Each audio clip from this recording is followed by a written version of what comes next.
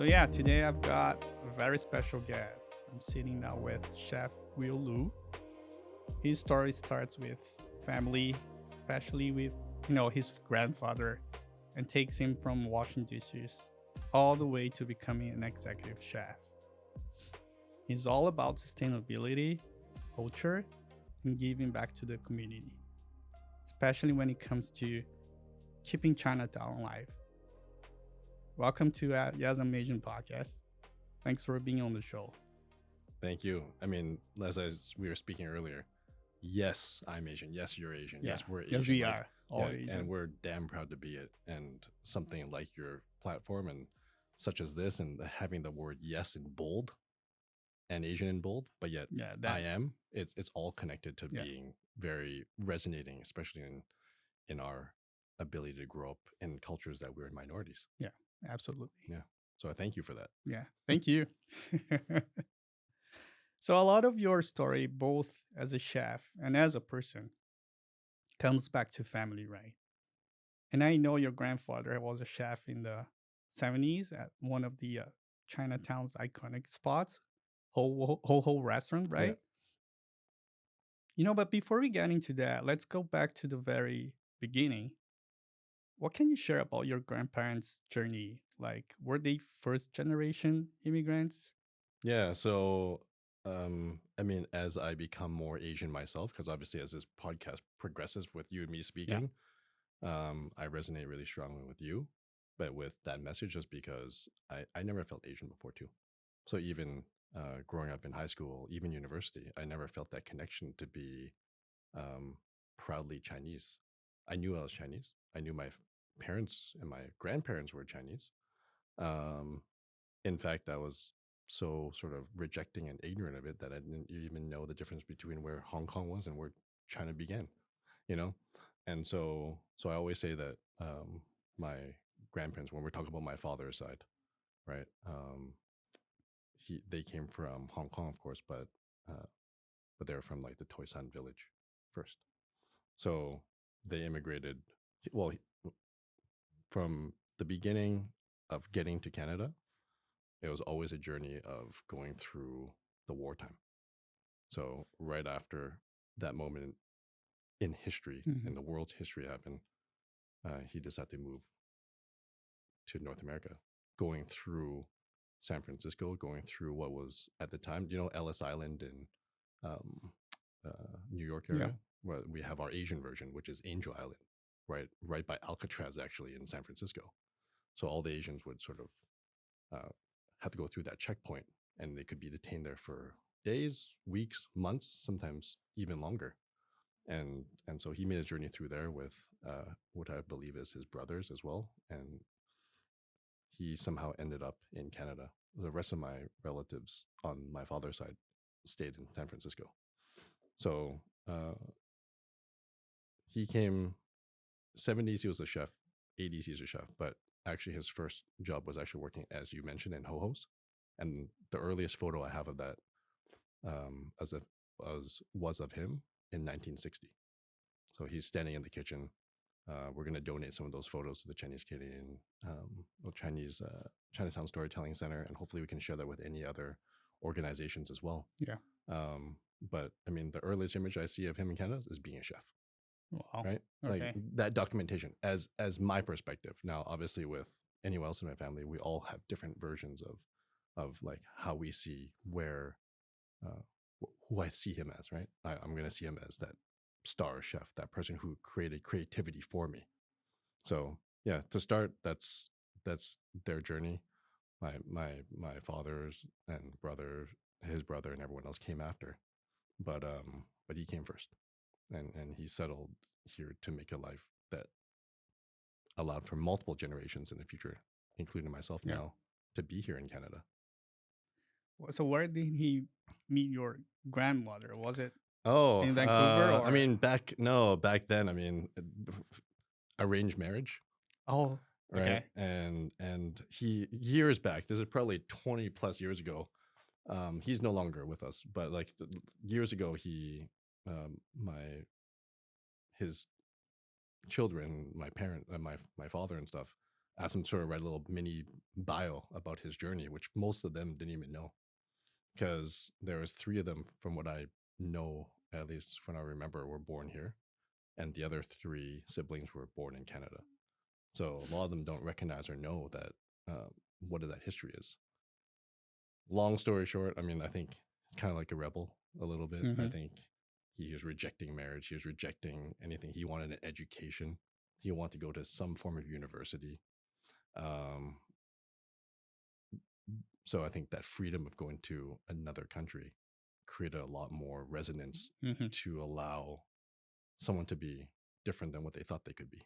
And again, this is my perspective. This is how I feel of Yeah, him. no You problem. know, and that's how he got here, and how he met my grandmother.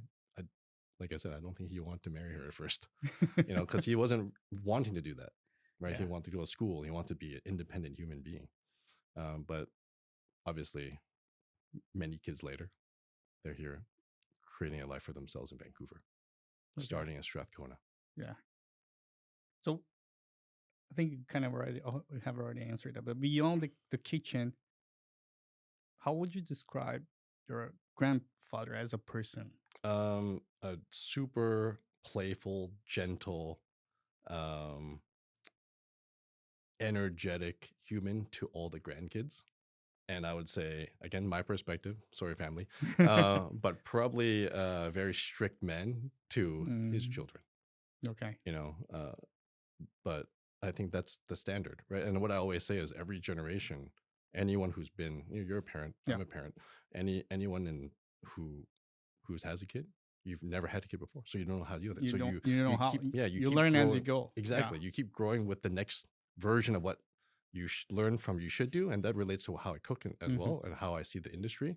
But you learn not just like what to do, but you especially learn what not to do, and you learn what resonates with you, and you also figure out what doesn't resonate with you. Because once you understand those things, you create a new philosophy for yourself of how you want to move forward for the future, and Yeah. how you want to raise the next generation, if it's children, cooks, industry, artists, Yeah. communicators, anything. But he was a little different with Yeah, his grandchildren. yeah. It was like we thought he was the nicest, coziest guy. I got candies all day long. Uh huh. I mean, I think you might ask this later, but like, why I thought being cooking was so cool instead of like the rest of my brother or my um, cousins, where it's sure watching TV or playing with Lego or doing something else. I always found myself gravitate towards hanging out with him, especially when I was young. I'm sure that I was taken care of Yeah. taken care of by my grandparents and my other side's grandparents a lot too. But uh, with all that being said, like when you're a kid who likes things like art, you like things like working with your hands, being woodworking. That's where we did a lot of that. It was always drawing, woodworking, um, doing some sort of sculpture, doing something with your hands to create some item that you could be proud of, that you created yourself, not copying a template, not copying anything else. Just what is in your mind, and how do you want to turn that into something tangible, physical, that you can share and tell a story with someone else. And that's why every time he was cooking, and my grandmother was there cooking with him all the time too, I found myself always there.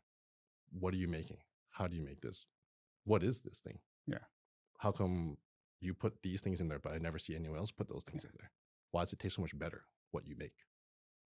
Yeah. So And also, maybe you really enjoyed like spending time with him because he was that yeah. nice Well, person. yeah, again, in my memory growing up, I think that's definitely how I perceived him. And that's how I always will perceive him, because I don't think I'd be an artist. I don't think I would be a chef, let alone I don't think I would be a musician. I don't think I would be someone who can communicate through that kind of platform without him. I wouldn't know how to discover my creativity without him.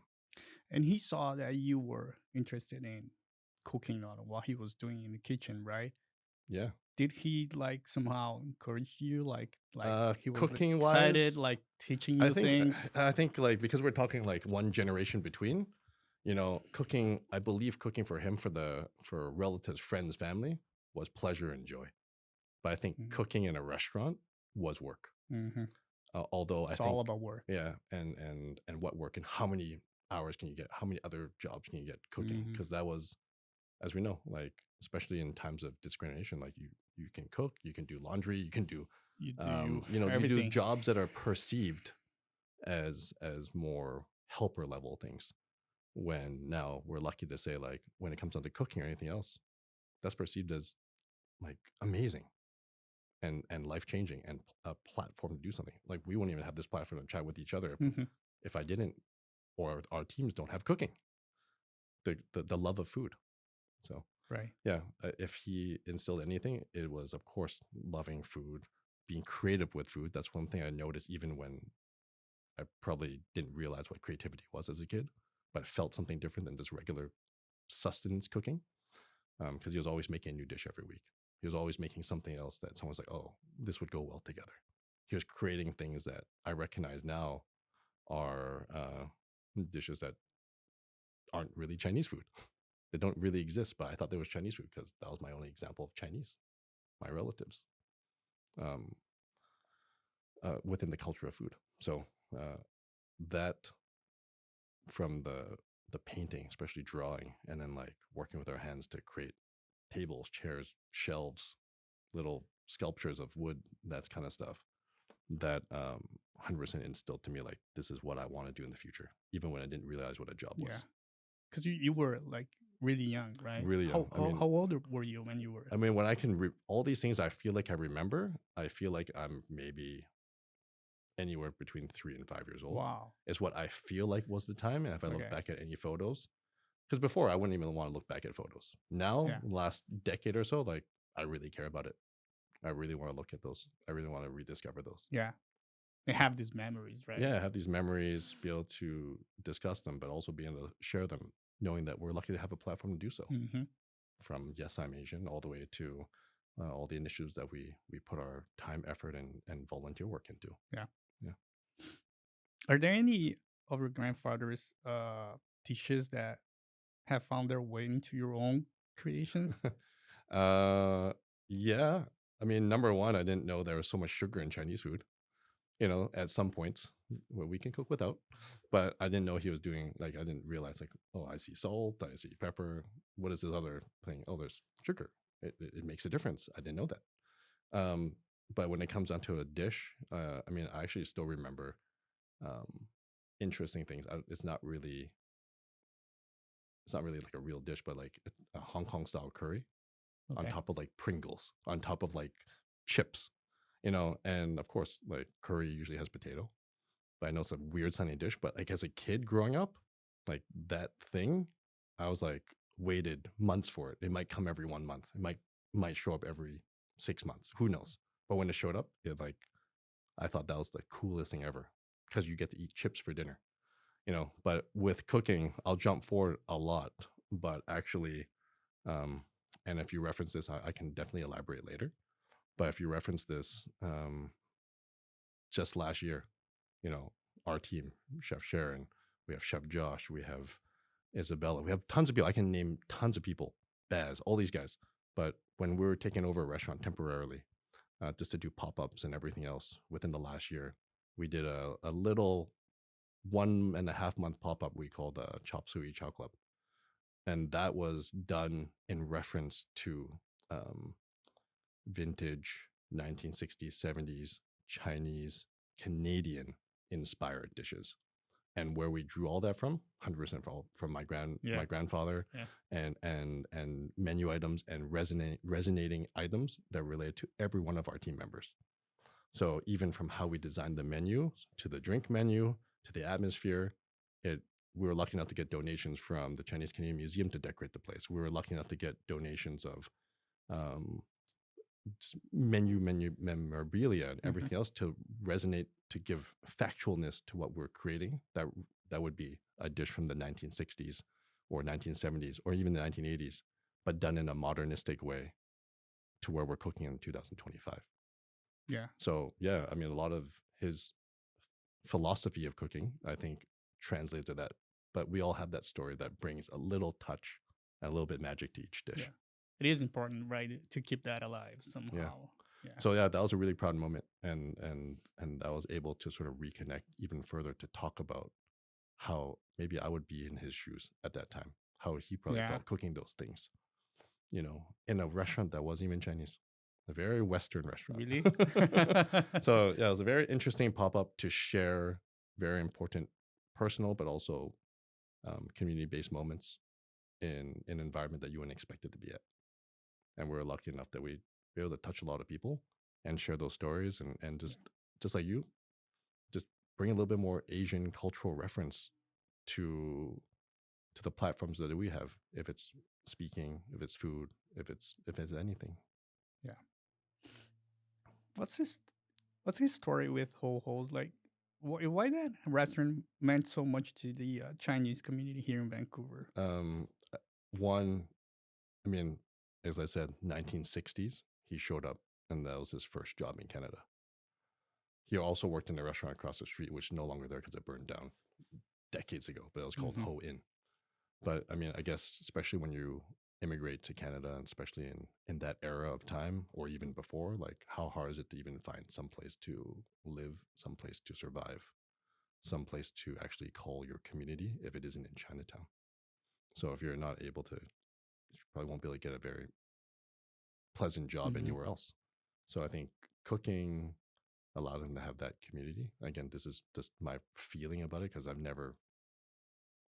I can speak Chinese way better when I was a kid. I can barely speak Chinese now, but yet there's a lot of inherent things that I feel like I can pick up on. But this is all drawn from how I perceive my memory as a child. But yeah, I think that restaurant's significant just for Canada and Vancouver too. I mean, it Yeah. had the biggest neon sign in Outside the Chinatown. restaurant. Yeah, I Yeah, they saw had the that. biggest neon sign. It's still like those neon signs are still in a museum somewhere in Vancouver Hmm. being preserved.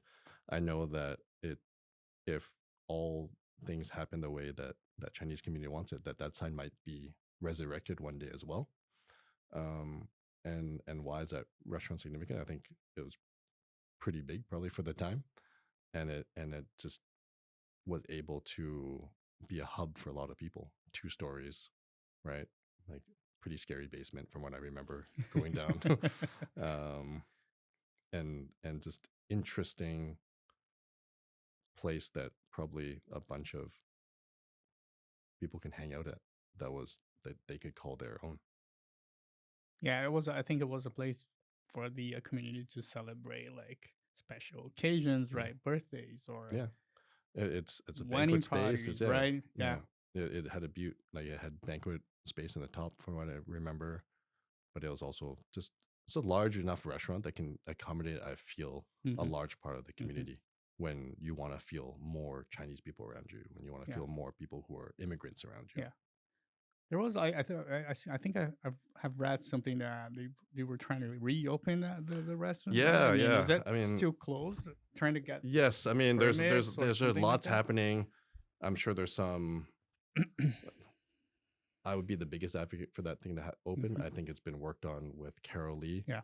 Uh, it's been supported with like the Chinatown, um, like foundation, Foundation. like and everyone's rooting for that restaurant to open. Obviously, with the conditions that are happening all over the city, with different ways of how we can house different individuals and support different areas of the community, it just a series of unfortunate things happened that's still delaying Okay. its opening. But that's also a really good story to remind ourselves like it's not easy to do anything, let alone like you can have the biggest, you can bring back the coolest restaurant. But what is the steps to get there? And like how much passion does it take to believe in a space that Mm. much when it's taken 7 years for it still not to be resurrected? Hmm. But it might come back, and that's the hope, Yeah. right? Or in another form, who knows? Fingers crossed. Yeah.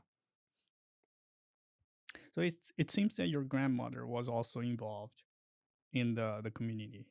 What's the story behind her cooking meals for over like 100 kids every day? Oh, I mean, that one I can't speak of as well, but what I do know is everyone in from my mom's side to my father's side, everyone was in basically in food industry.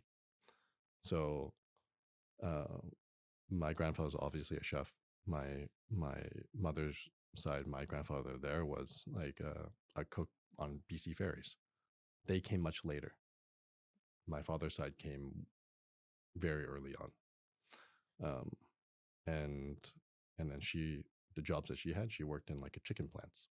So it was a lot of, and there, I think, was a lot to do with the church community. Although I'm not that connected to it, I really didn't really show up to those things.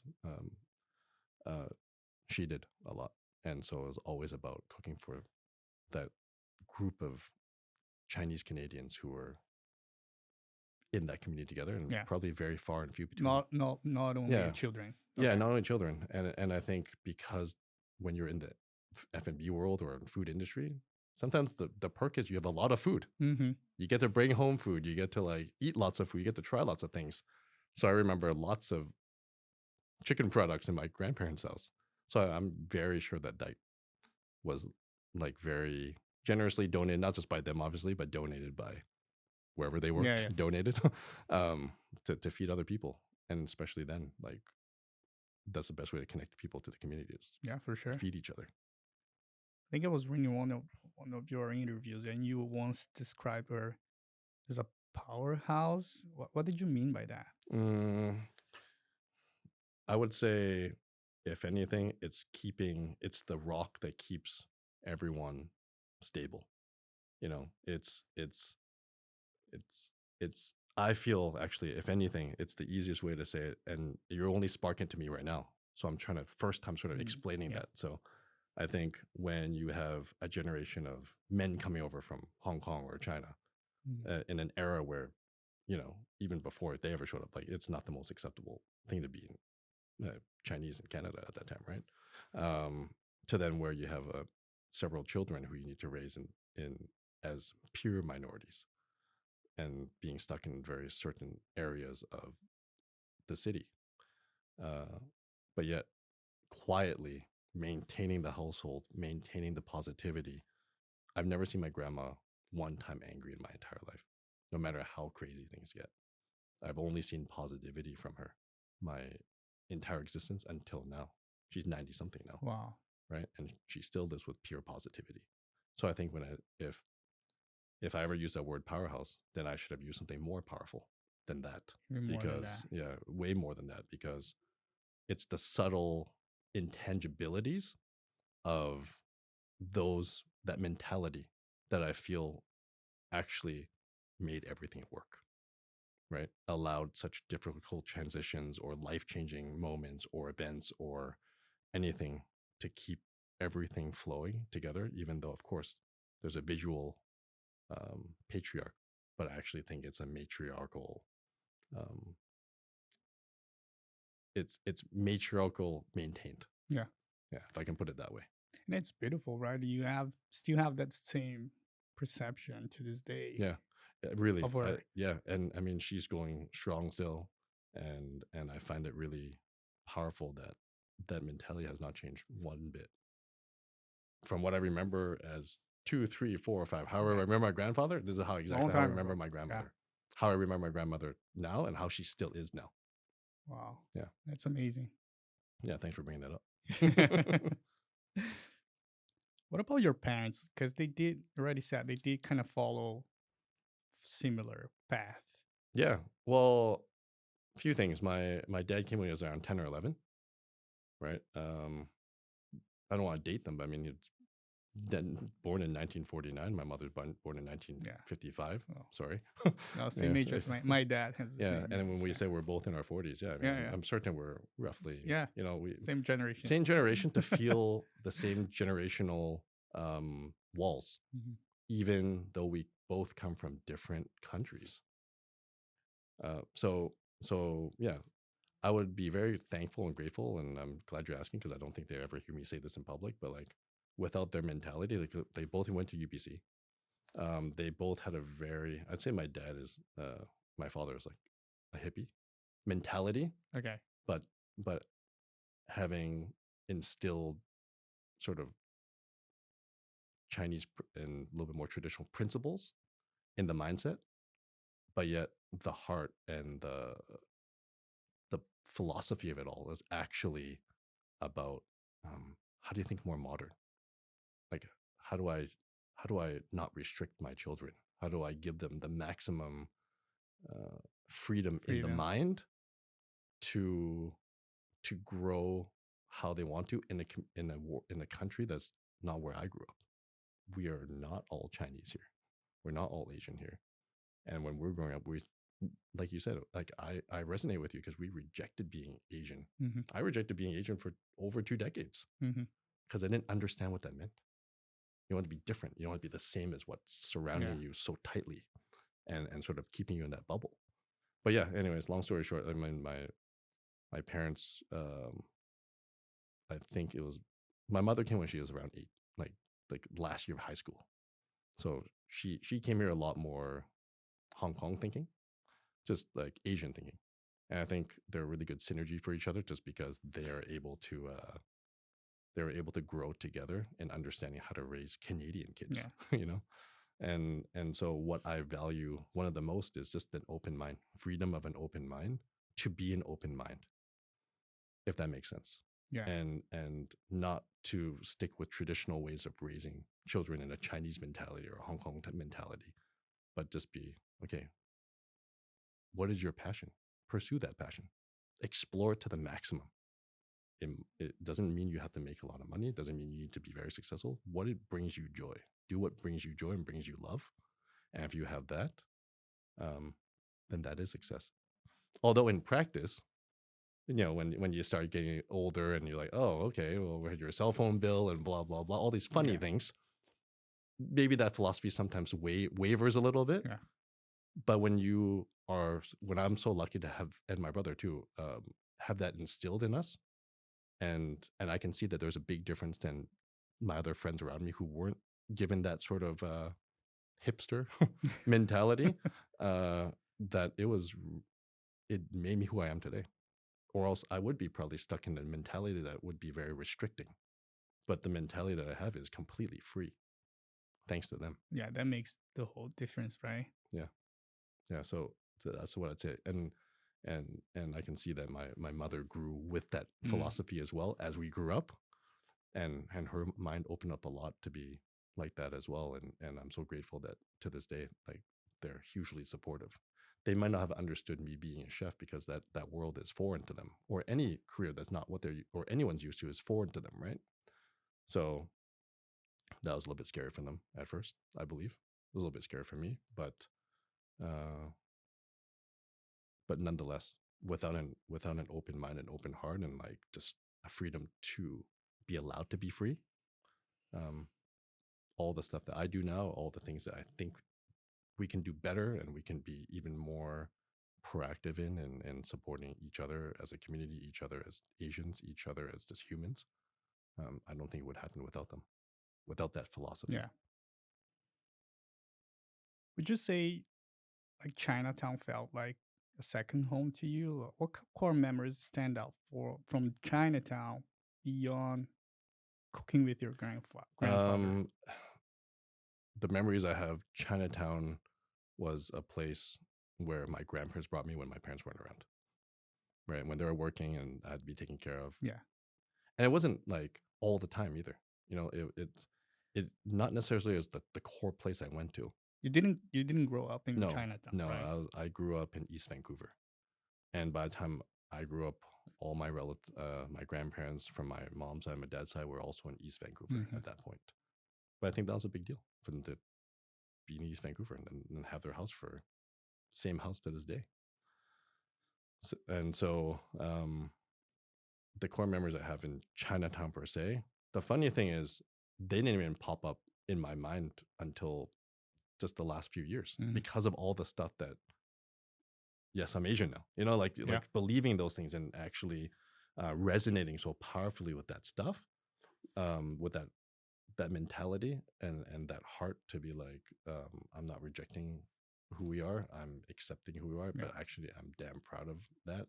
And so I need to do a better job in resurrecting my mind and my soul to how I perceive being Asian, what I perceive as being Chinese, what I perceive as being Canadian at the same time. Yeah. So when you ask me about Chinatown, yes, I remember going down into the basements and stuff of my grandfather's restaurants, I remember a bunch of cleavers. It may be a little Yeah. bit like stereotype thinking, but I remember newspapers, smoking, and like cleavers, and I Yeah. was a little bit scared in that environment, but also I could feel that it's quite cool and exciting. Um, Grocery stores, buying rice, Oh, of very course. specific places. Looking at all what I love the most is just going there so I can look at all the fish, all the wet market stuff, like all the fishmongers, all the chicken, all the Chinese barbecue. Actually, those are the things that like ingredients resonated, Hmm. and I didn't know that. And so that's why I said earlier that it resonated now even more because I'm recognizing how to see where that value came Yeah. from with all the work that Yeah. we do now for the Chinese community in Chinatown.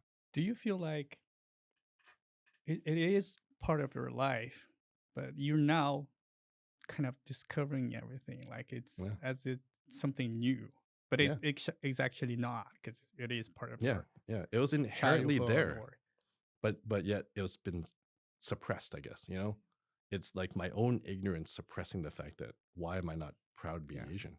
I mean, growing up in Vancouver, of course, like I was also in East Van, so a majority of people surrounding us are Chinese, Hmm. mainly Cantonese. So even at that time, like decades ago, so forgive my ignorance, but I mean, I thought Chinese was Cantonese. I didn't know there was Well, barely you didn't Mandarin, know, yeah, right? Like, or you you know, didn't want to know I might about not. Yeah, maybe I didn't want to know. I didn't really want to see it, and didn't really want to hear it. So then I just shut my mind to anything that was Asian. And when you're an Asian kid growing up, and you're basically sort of in a sea of other Asians, and you want to be able to stand out. I want to be an artist, right? I also played violin my whole childhood growing up. My first jobs ever was playing music. yeah. You And know, I know. so yeah, thanks.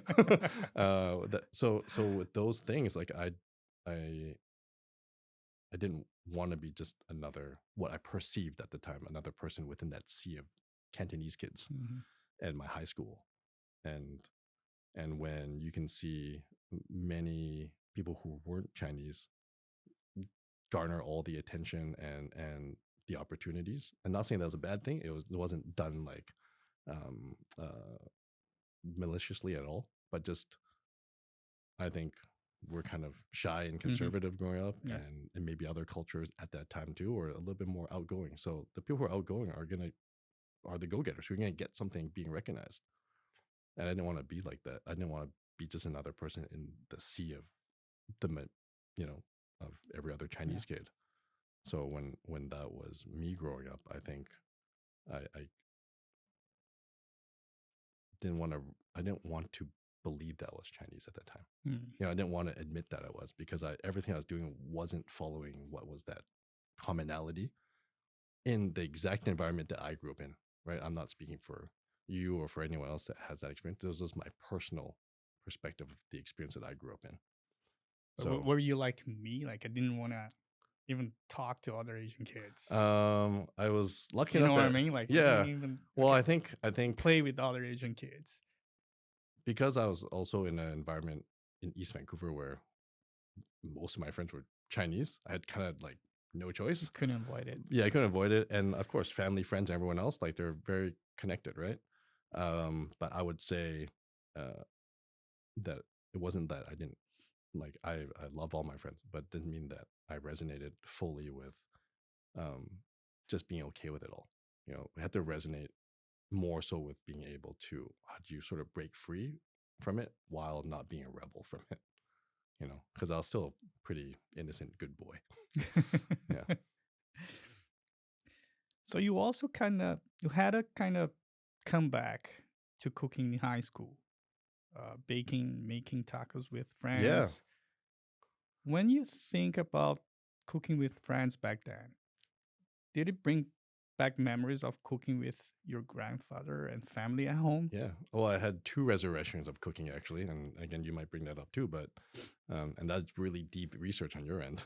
It's like Thank you. my therapist. um, so yeah, like high school. Obviously, everyone going to high school is finding their identity Yeah. all over again after elementary school.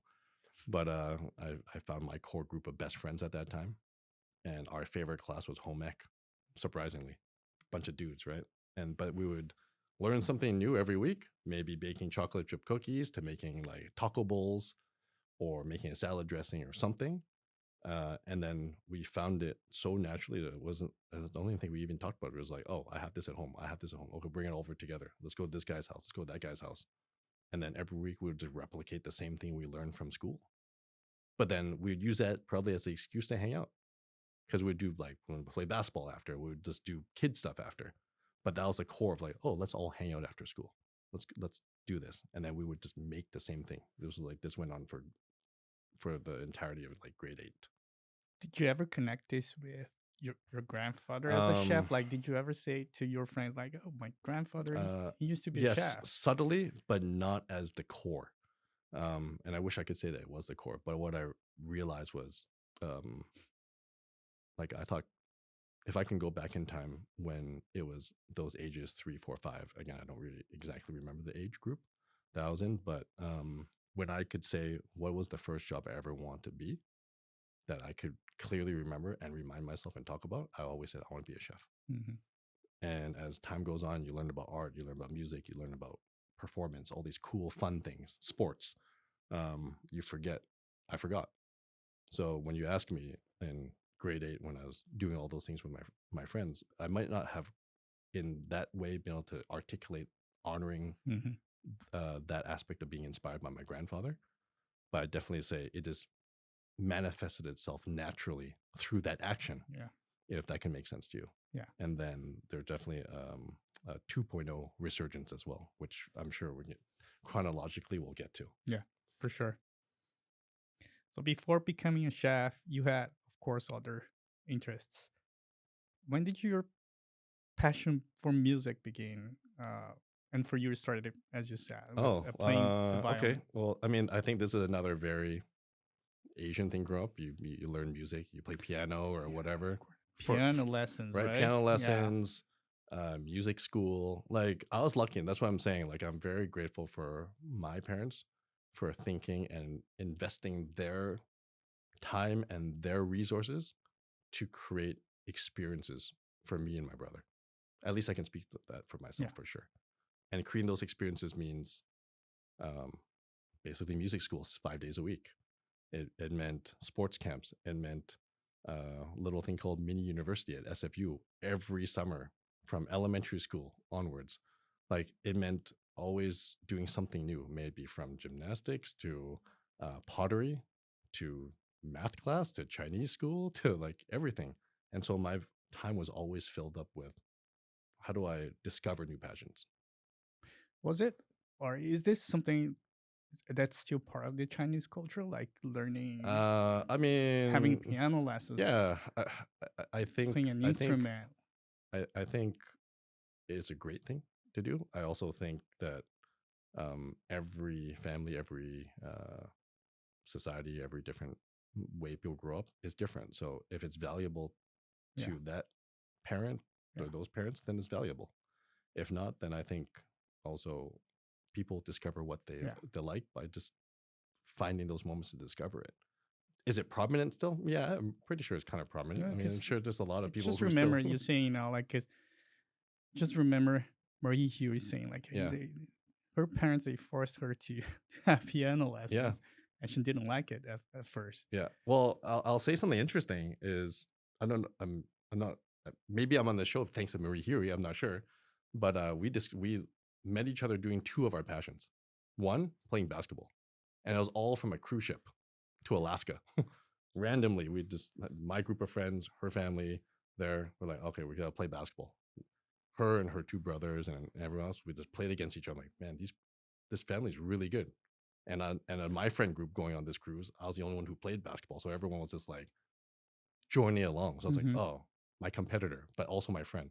As that 1 week cruise went along, we did more of those things. We became closer friends as like kids growing up, and and and then the last day, I didn't know she sang, and I don't think she knew that I was like a musician, even though There was no violin on the cruise ship, obviously, for me to play. Hmm. So I wasn't very good at other things, but I was good enough in with guitar that I could do something, that we can sing along with something and play along with something. So actually, very strange and nostalgically, on the last day of the cruise, like the last hours before the cruise docked in Vancouver at 6 in the morning, everyone just stayed up. It was this thing.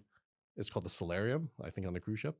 It's like the little glass dome where it's like kind of like the like the greenhouse thing, and there's a Hmm. pool there. Perfect resonating place for music and singing and sounds. And some random guy had a guitar. I was playing it. I guess we're all sad that was the last day of the cruise. Then a bunch of other people started showing up. And they're like, oh, he was very kind. He was like, oh, you want to play my guitar? Go ahead. So I started playing something and singing something. I believe I was brave enough to do that. And and then and then there's like, oh, who else wants to do something? And just my memory, and Marie might say it differently, but from my recollection of it all, it's like when there's like, oh, I'll sing this song. I don't even actually remember what song it was, but I'm like, what the heck is this? Like, I didn't even know you could sing. She can sing. Yeah, I didn't know you could sing, and I know you can play basketball, but like, but especially like with that moment in music, I was very shocked. So we created a friendship since then. She's helped us with so Wow. many, donated so much of her time, her expertise, her skill, and her passion to use her voice as a Chinese Hmm. Canadian to help our pop-ups and dinners and fundraisers as well. So it's been interesting that full circle. This was, I believe, this was 2021 when I met her. So when I think about it, it's over 20 years, Yeah. right? So, yeah, yeah. I forgot your question because No, no, no I got too problem. into like sharing some amazing humans who are really good at what they do. No, that You was know, awesome. Do you still play the violin, or uh, wait, I remember your you remember question. my question I now? Okay. remember enough that I want to Yeah. say something because it's about self-discovery. Yes, did I love growing up playing violin? I saw it as a chore at first. I thought it was cool because no one else around me played violin. Did you choose violin, or was I that your parents like I'm not saying sure. you I you think probably or both? a little bit of both, but I'm pretty sure they chose it, and I don't even know. I'm sorry, parents again. I don't even know if they knew what the violin really was. You know what it represented, what Just it could do. But I'm glad they chose it. I'm damn glad they chose it because it's an instrument that you you're playing kind of like single notes. Sometimes you can play chords and stuff, but like yeah, you're playing a melody most of yeah, the time. And when it's that, like, you're kind of in a sea of violinists in an yeah. orchestra. You know that the orchestra, the biggest sections are the violin section, the first violin section, the second violin section. There might be a third, usually not, viola and the cello. Yeah. And my brother played the cello. So those are the biggest Yeah. like conglomerates, right? So then you're stuck in a sea of other Chinese people again, other Asian people who are really good at music. And I was often near the end of the thing. It wasn't that I wasn't good, but my mentality was that I wasn't that committed to it. I practiced what I like to practice, but I didn't practice what I should practice. Mm, You know, but I was lucky enough with the encouragement, obviously, my teachers and the yeah. people around me, and at the time, of course, it was sort of viewed as like another chore to do. Like practicing was a chore. Right. So I always Because you grew up. got to practice a Yeah, you lot. have to It's not practice. easy. No, if you don't practice, you can't play. You can't play. It's there's no frets. It's not like a Hmm. guitar. Everything about it is it's an extension of your soul if you can Hmm. to play it well. Hmm. And a lot of really successful guys around me who were at one point like my stand partners and everything else in the orchestra. I mean, you might want to speak with them as well because they're just the best composers. Two brothers who are like the best composers. Okay. Uh, Two Chinese guys who now write music for some of the top shows uh, on TV for Is that movies and right? for Okay. CBC and everything else. So not to that I need to plug them, but I mean, there's so many people around us who are so worthy of a moment to chat with you or to chat about their experiences being Asian, let alone just being a professional. Um, so that's a little side tangent. But to go back to it, I think there's a very defining moment for me where music stopped becoming a chore. Um, and even when I won like competitions playing concertos and stuff, still kind of was a chore because I had to practice. I had to be scrutinized by my Mm. teacher, which I appreciated. I had to put myself in situations at the time when I wasn't. I love the idea of performing, but I wasn't comfortable with Yeah. performing. Because You you know, got all this pressure yeah, around you, it's peer pressure. right? It's pressure from, and then I'll say this about my parents. Like, at least I'm glad that they kept pushing me to do it, even if they didn't really understand what that music was about. So at least there's a little bit of both sides pressure. You gotta be Yeah. successful, but you can't love it too much. But you gotta be successful at it. And so, even like I said, even from hitting the height of violin competitions, I didn't feel it. But what I did feel is I had a really close friend that I gained from music school. His name's Mark, and he was, if I would say anyone was like a hippie and like just a rebel, that was him. In a school of very conservative Mm. classical music, he wasn't Asian. um, but but long story short, I befriended him. One day I heard him play in a conservative music school the Beatles. I'm sure you would get slapped on the wrist for Mm. playing modern, not like playing any music outside of, the classics, right? Correct. And he was just in a common hallway area. He looked like the Beatles, and he brought in like this vintage Gibson guitar from his grandfather, and that was his instrument on top of the violin he had, which was also from his grandfather. I think a lot of things resonate with passing down moments or items that can resonate with your future, that can give you hope. So all the questions you ask about my grandfather is very powerful because it's making me remind Hmm. myself of a lot of things that I didn't really think about for the longest time. And so when I bring up that, I found myself thinking, I want to be like this guy. I want to do this. I'm in a sea of like Bach and Mozart Hmm. and like Mendelssohn or something, but at the same time, uh, why can't I do this? I didn't realize that I can be free. So he luckily was also my orchestra stand partner at the time. And so when we would have about 3 or 4 concerts a year at the Orpheum. And so he would, during the breaks when we have like the, the 8-hour rehearsals, he'd be like, oh, let's go for pizza. Let's go do something cool, like far away. Everyone bring their lunch and eat it there, right? Okay. And then one day he's like, okay, we're not going to go to get pizza or a bagel. This was at my music school, the Vancouver Academy of Music. And he's like, let's just go upstairs. I'll play you a song. I'm like, I didn't. And we went to a room, there's grand pianos in every single room.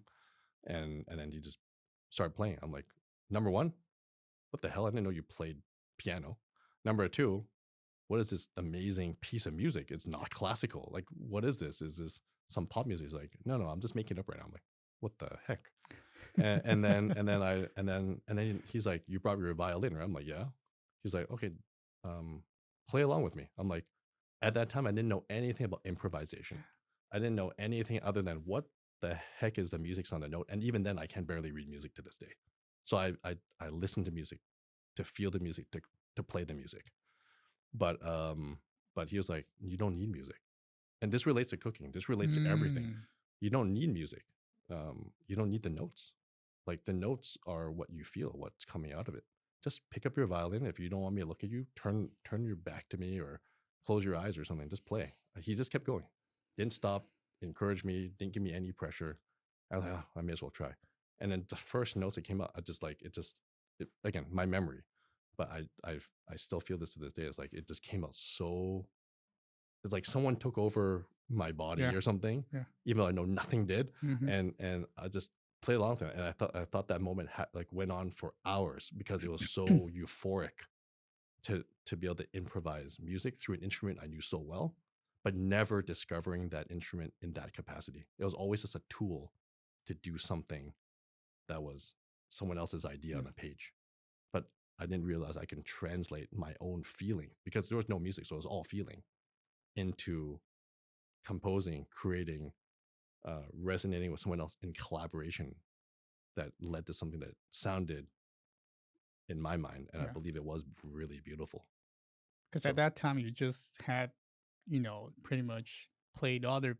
yes, I didn't know what you heard. I hear the words, improvisation. You hear it for like when people play guitar solos, or you hear it for jazz and stuff. But Mhm. growing up classically, just follow. Yeah, you're not allowed to Just play what improvise, right? Like, you're supposed to play, yeah, and like, that's it. and I appreciate that cage in a good way, but I also appreciate the moment where I could discover this freedom, because that made that instrument Mhm. now not my chore, not my job, not my, but it became a passion. Something you Yeah, enjoy I had doing. a passion for doing it, but it became its own entity.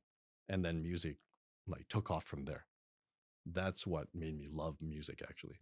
That moment, that Yeah. specific Yeah. moment. But I wouldn't have that moment without having every other experience lead up to being able to do Before. that, being trained and putting myself in situations that, um, and I actually say this quite often. It's like, if I wasn't pushed to do a concert, if I wasn't pushed to go to a recital, Hmm. if I'm not pushed to like go on stage and perform with thousands of people, um, you know, a full symphony concerto and a little piece at the beginning, like, then I wouldn't have had that inherent experience or comfort, or at least this is never was never comfortable, but Yeah. you never had that moment where you could feel um, that you could Yeah. be out there talking to people, just like you explained earlier.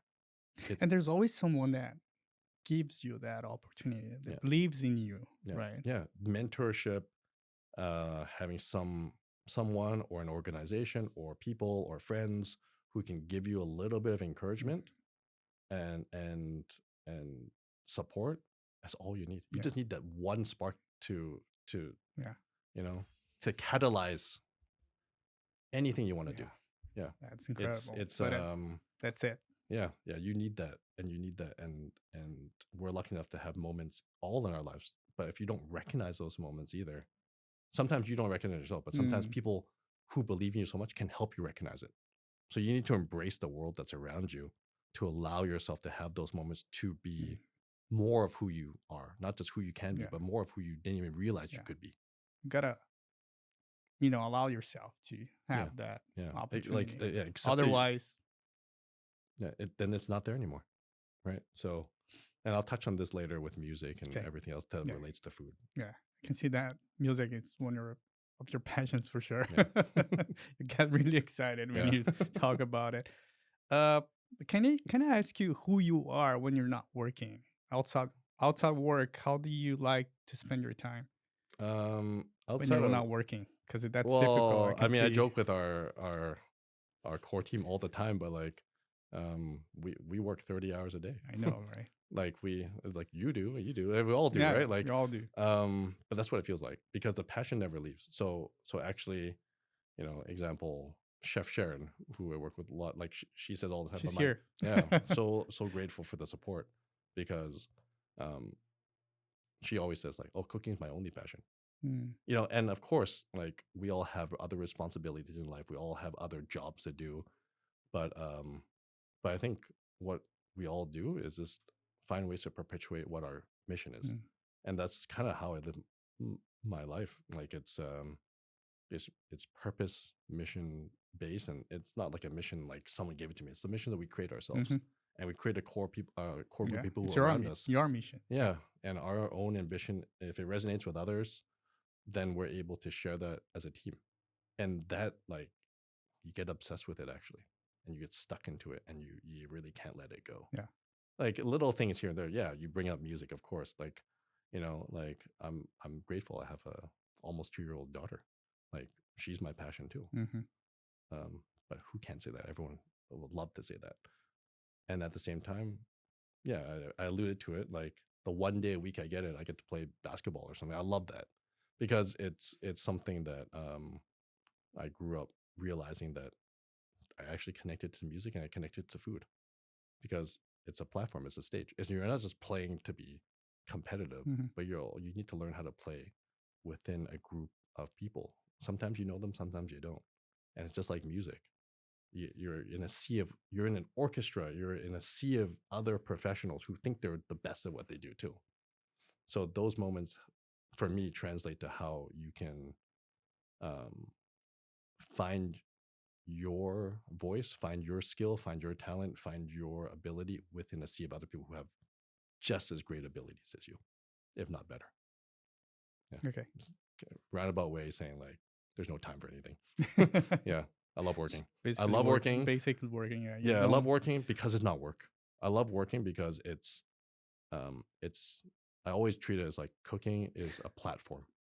So I want that platform because I know I can do good things for the community and the world from from what I believe.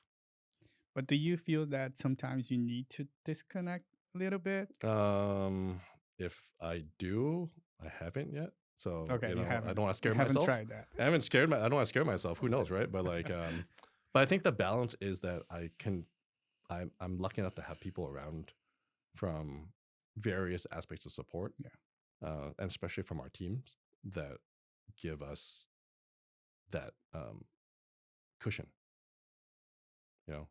So it's not a hard fall if you fall. It's a gradual supported fall. But then it's a cushion. You bounce back right up. Trampoline, Yeah. maybe. Okay. Yeah. And besides cooking and music, you were also into animal biology. Yeah. I mean, Where did that come from? we're going through everything. I mean, like this. I don't Yeah. think this is an hour interview anymore. I'm sorry. So on top of cooking with my grandparents, as it was a once a week thing, right? I would go to my father's side grandparents' house, and I'd go to my mother's side grandparents' house, Mhm. Saturday and Sunday. Uh, Cooking, art, woodworking. That was Saturday, and so Always using your hands. Using your yeah, hands. using your Yeah. hands, and so that was Saturday, and so Saturdays would start with cooking and playing and drawing, but it'll always end with the whole family for some reason watching nature shows. I'm pretty sure. Well, it started because I know my father would click to that channel, and I know he has interest in that in many things about culture, history, philosophy, but also nature. So I grew up watching that all the time. I think I know so much about what is out there. I think I know every animal. I think I can name every species, sometimes even by the species name. I think I could understand their ecosystem. I think I can understand their ecology. I think I can repeat and describe like their life cycle half Mhm. the time. So I learned all that just by watching those nature shows, like PBS nature shows. It was always Mhm. PBS, and not just from watching the shows, but then digging deeper into it, going to the library and looking for books about it, or not even myself. It's probably my parents helping me find the books for it. Being in school where there was resources to like explore that further, even even learning about Australia, for instance, in grade 4, I got obsessed with it because I didn't realize there was things called marsupials. I didn't know Yeah. there's such a diverse amount of Yeah. biology out there in the world. Mhm. So, anyways, I mean, I had multiple interests, but biology led to what allowed me to be in university. So I went to UBC for animal biology. Yeah. You often mention David Suzuki. What was your connection to him? Did you ever get the chance to meet him at UBC Um, when n- he was a professor at no, I UBC? mean, it was always growing up. It was another show which was called The Nature of Things, from what I Yeah, he remember. was TV host. Yeah, Yeah. and it was his shows that I could watch because again, I thank my parents, but like I didn't have cable growing up. I had Yeah. two antennas. They cut cable when I was There was no yeah. Netflix There's no or Netflix, so we had three channels. One was CBC, one was CTV or something, and and some that's was like it. yeah, and maybe like I don't know, static, right? Fuzz on the TV. So all I could watch is those things, and I'm grateful for it because I was forced to watch things that were educational, Mhm. and like the nature of things came on every week, and and it wasn't just about biology, but it was about like how it affects the world. What's the science behind it all? So I think that mentality and that action to like activism for nature in some way, activism and action to do something for conservation, that definitely instilled a lot into how I perceived another aspect of Yeah. my career after. Hmm. So yeah, I never met him. I mean, at the same time, I think that was again the catalyst as a spark. It allowed me to think this way so that I can discover things like Ocean Wise. I can discover things like Seafood Watch. Like I can discover organizations out there who I was lucky enough to work with at Hmm. one point, Yeah. to do things that are in a nonprofit Yeah. world that are solely mission based to help nature, animals, the environment. Yeah. So you went to university for animal biology, Yeah. but it seems that art history became your Yes. favorite. Okay. I mean, we're touching on tons of things because I think uh, uh, whoever's editing this thing, you're gonna have to piece together a crap load of like different philosophies here. But yes, UBC. I got into UBC because of biology. I wanted to go Mhm. there for music, but obviously I can't read music very well, so I'd be a terrible music student. But I would be a great player. But I'd So be a terrible. music was actually one of the It was an option that I know I options. could have done if I pursued it, but obviously in an environment where, you know, what an uncertain future. It's my parents were supportive of a world of science, Mm. and I love science, so I love biology. So it's just So naturally why there. not trying? Yeah. So Hmm. I went to school for biology. The first 3 years, I was on basically academic probation. I sucked so bad. Like I didn't, like I always say, university it wasn't a place for me to necessarily remember what I learned, but it was a place for me to learn how I learn. Because of course, elementary school, sure, maybe it's easy, maybe it's hard. High school, maybe it's easy, maybe it's hard, but did well enough to be very few people to make it to UBC in my Were high you a school. good student? I was a pretty good straight A student. Yeah. Okay. Wow. I was very good trained. I was in I a wasn't. yeah. So Well, we don't need to be. Look, we're doing what we love now, so it's all good. Because I was in high school. I was in a group of all the people who played sports, Mhm. but yet I was also in the group of people who were all the nerds. So I wasn't even fitting either You were group. like navigating between Yeah, I really didn't really fit either or. It's just my own both of thing. them. Um, though I'm really grateful for being in a place where university became hard. I do credit my father and my mom for sticking through that, but Mhm. also they weren't easy on it. They were definitely tough. They were definitely very concerned, I would say, when someone like myself is essentially at 59% average. But the last 2 years, because you bring up something that I really care about too, is art. Mhm. So art history. Um, when I was able to then pick uh, courses in university that resonated with me finally, instead of just going through the gamut of um, the the essentials that you have to take, and clearly there's no passion for it. I could have been a better student, but there's no passion for it. When I could pick things like uh, human studies, when I could pick things, especially like music courses, when I could pick theater courses, when I was especially, I didn't even know I was walking into when I walked into art history, but first class, I was like, this is the coolest thing ever. Because it was already in fourth, fifth year, right? Like I took 5 years to finish university, so it was a fourth year course.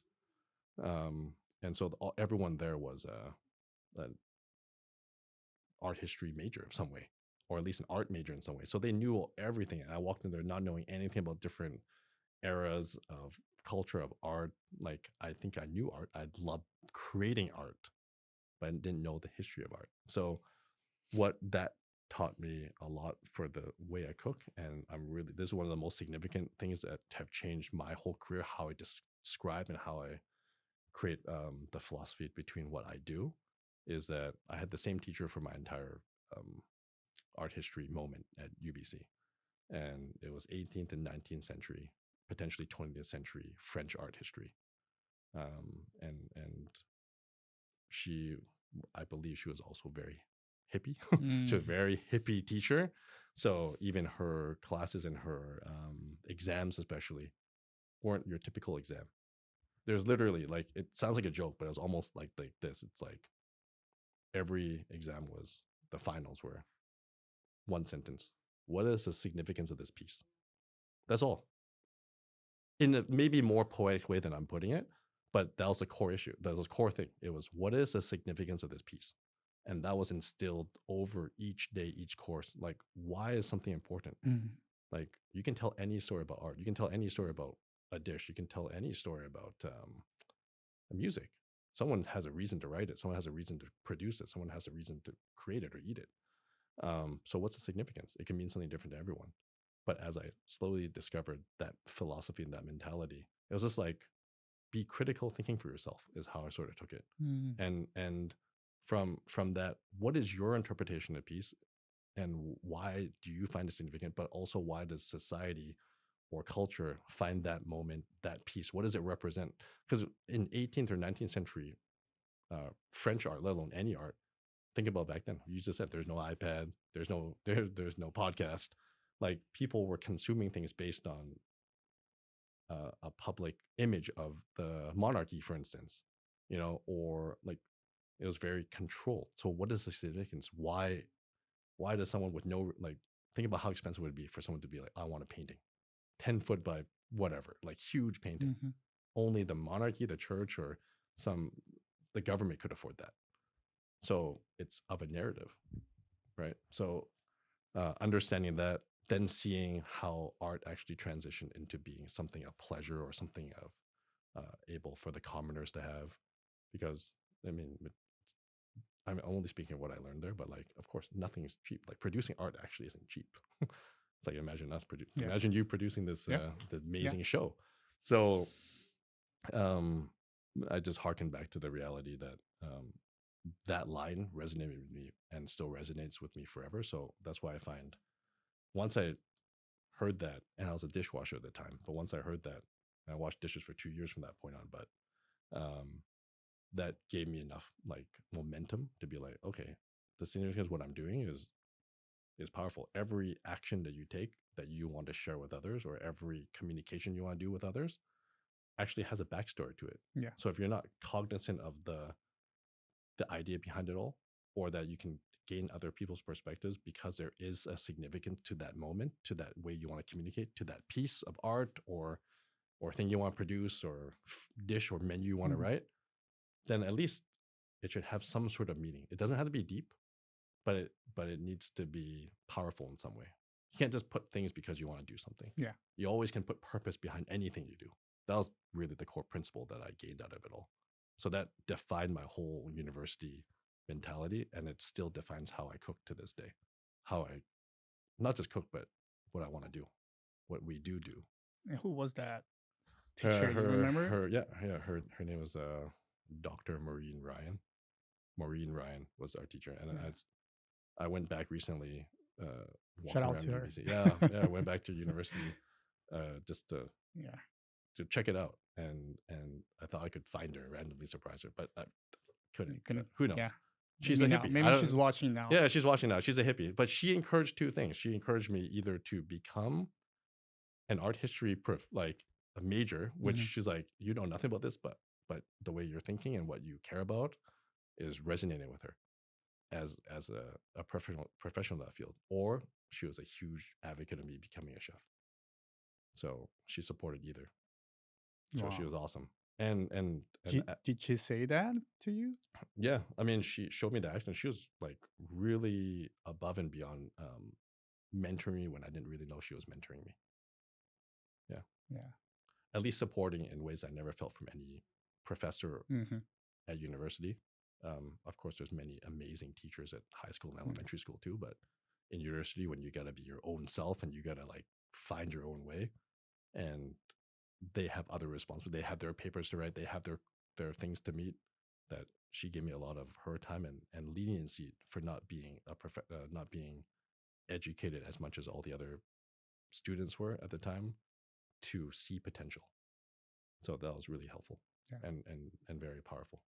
Yeah, you're bringing up a lot of things I probably hadn't thought about for a long time. Really? Okay. Yeah. But they were really significant. Oh, they are for Yeah. sure, because it's part of your life story, right? And Yeah. it's part of you. So it was during university that you became a paid musician and found a job in Yaletown. Yeah.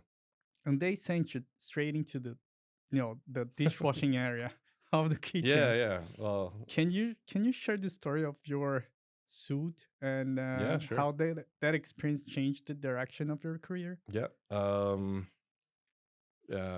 Well, I mean, I tell this story quite often, so hopefully Yeah. people aren't bored of it, but it's so true and it's so interesting to me that that's how it happened.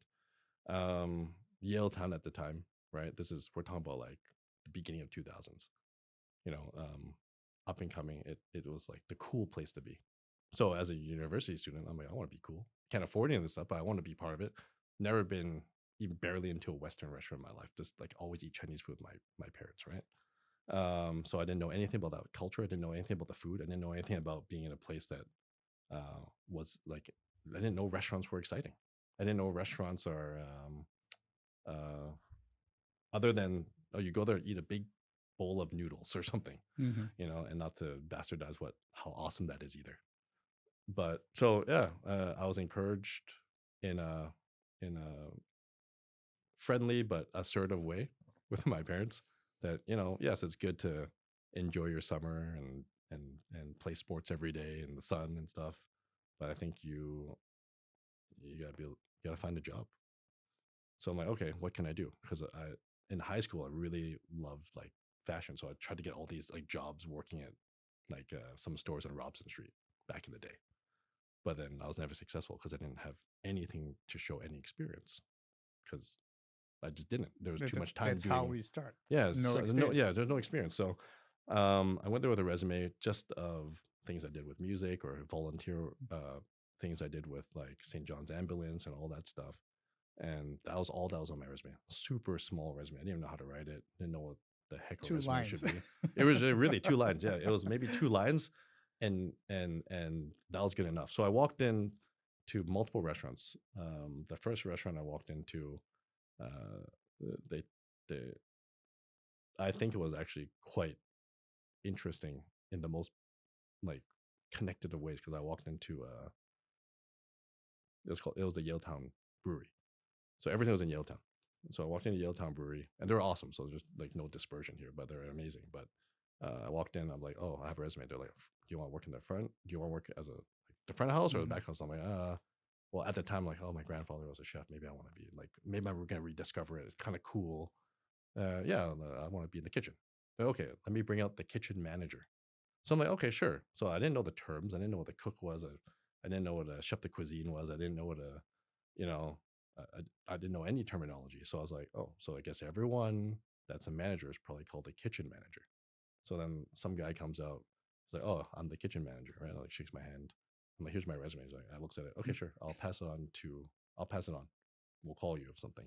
So I'm like, okay, that's the terms I use. I guess it's a kitchen manager. So I walked the next restaurant directly I walked into was Chipino's. And that Yeah. at the time is like one of the most famous, hottest restaurants Big ever. restaurant. Yeah. Huge restaurant, huge personality, huge cachet behind it. But the ignorant me walked in to a line.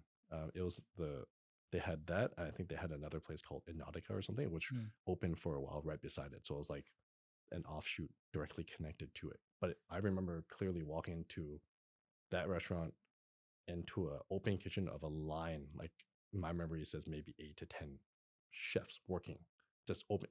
And at the time, like number one, Chinese restaurants are not open kitchen, so I didn't know what the heck an open kitchen was. You never seen open kitchen Yeah, in a I've Chinese never seen restaurant, that right? before. Yeah. So then I didn't know there was open kitchen. I was like, you mean chefs are on display? That's so cool. You can watch what they do. How entertaining. And so anyways, I walk in, I was wearing, like as you said, I'm wearing this suit that I used to play music, that I earned playing music, the only one I have, because like I think And you didn't know what was the dress code, right? yeah, I didn't know what to do. So interviews or something probably just means you wear some sort of like professional attire. Uh-huh. That's the only professional attire I had. So this is my suit now, but my real suit is my chef uniform. Eat, sleep, everything in Yeah. that thing. So I walked into that restaurant, bunch of people staring me down, and not in a bad way. Like it's just like who's this person Okay. walking in? Like, what do you want? And I talked to one random guy. I'm like, oh, is the kitchen manager here? And I don't blame them at all, because like I wasn't educated in the field. I didn't know the terminology, and at the time when it's still the Gordon Ramsay era, and everyone's like, anyone who's a chef back then went to culinary school or worked in the industry Mm-hmm. since they were like allowed to work, right? If they chose that as their career, then that is what they dedicate their life to. So I totally understand that when I walk into environments like that I don't really belong there. And let alone, there was really no Asian representative as a exec chef or any. There was no Asian chefs at the time that I knew of. So of course there were, but very far Mm-hmm. in Mm-hmm. between. So, anyways, I walked in there. I think they'd mess with me a little bit, and I don't blame them. Whoever's watching this now, I don't blame them at all. But like, they made me sit down in a little corner. And they're like, "Oh, we'll get the kitchen manager to show up." Of course, these are like hardened, seasoned, best chefs in the city. They're not kitchen managers, so I didn't know the terminology. So they'd mess with me for being ignorant to the term, like to the Yeah. respecting the field, and I don't blame them. But yeah, I sat there for half an hour. After a woman, I'm like, man, this doesn't feel right. Like, I talked to the same guy. I'm like, is the kitchen manager here? And he's, oh, sorry, let me go check. And he's like, oh, actually, he just stepped out. You want to come back next time? I'm like, okay. I was like, I didn't know what the difference was, right? But now when I look back, I'm like, I totally insulted them, Right? And so I'm like, I'm Yeah. so sorry. So whoever, if you remember that moment, I'm so sorry. You didn't know that. Yeah, I didn't know. I didn't know. And so the next restaurant I walked into was Global, when it used to be in Yaletown, the original. It was open just for like a year at that point. Mhm. And they're opening another restaurant, which was Coast, which was also in Yaletown. So those two restaurants were just like the, the hottest thing. That was the craziest thing I ever walked into, because there's a little club in the back and it's all an open kitchen. And when you walk in, there's the people with the nicest suits on, the coolest dress, like the most beautiful dresses. Everyone that wanted to be known or seen was there, right? And then everything was exposed, like from the bar all the way to the kitchen. No one was hiding. So I'm like, man, this is so exciting. It's so packed. It's only 4 p.m. And then I walked in there, and then same thing. Talked to the host. They're like, "Oh, what do you want? Kitchen?" I'm like, "Sure." Like, let me talk to the kitchen manager. Same thing. Same mistake. Then I waited like 2 minutes. This like gigantic, huge dude comes out. He had like one, um, he had like one wonky eye, even like just to describe, like beard, like scary looking Mhm. guy, like very confident chef. You'd imagine what a chef would look like if they had um like a military background or Okay. something. So I'm like, yeah. I'm like, are you the kitchen manager? She's like, no, I'm the executive chef. What do you want? And then I was like, oh, here's my resume. I'm willing to do anything. And he looked at it. He's like, you have zero experience. Like, what do you want to do? And I was like, I'm willing to learn anything you need. I'm willing to put myself out there. And then he looked at it. He thought about it, and I really appreciate him. He's no longer with us, but I really appreciate that moment, because if he didn't say yes, I wouldn't have anything right now. Yeah. His name is James Olberg. Again, he's no longer with us, but Mhm. definitely I appreciate that moment. I didn't work with him a lot, but he was the only one who gave me that chance that day ever. So he looks at my resume. He's like, okay. He's like, okay, when can you start? I didn't ask what I was going to do, and obviously didn't ask how much I was going to make. Don't care about those things. I'm like, I can start anytime. And he's like, okay, if you want this job, you follow me right now. I'm like, okay. I mean, like, I'm Now? like, oh, I'm like right now, like my parking, I should be playing basketball later. It's so sunny outside. Like, I should be doing something else. But I'm like, no, no, no, no. He's letting me have a job. Oh my gosh! And in this environment, where Yeah. it's so exciting. Yeah. I mean, like, remember, I was Of course you still, said yes. yeah, I said yes. I was pretty, like, I think I was pretty cool kid, but emotionally and mentally sheltered still. So I didn't know all the craziness of the world. And so yeah, yes, I'm like, oh man, I'm gonna get cook. I get to cook. I get to cook. Walk in there. He's like, okay, go there, figure it out. I'm like, what? What do you mean? I'm like, do I get a uniform? What am I cooking? It's like, you can start washing dishes. And there was no one in the dish area. I was like lost. I didn't know how a restaurant worked. I didn't know any terminology. Like, go figure it out. And then I was like, okay. I just like did everything wrong. I did everything wrong that day. Wow. I walked in there, but that was his way of being like, yeah, you want a job? Prove it. But at the same time, here's an opportunity. Make the most of it. Never said any of those words, but I can look back and feel that. Mhm. And then started washing dishes how I think. I don't even know how to hold the nozzle.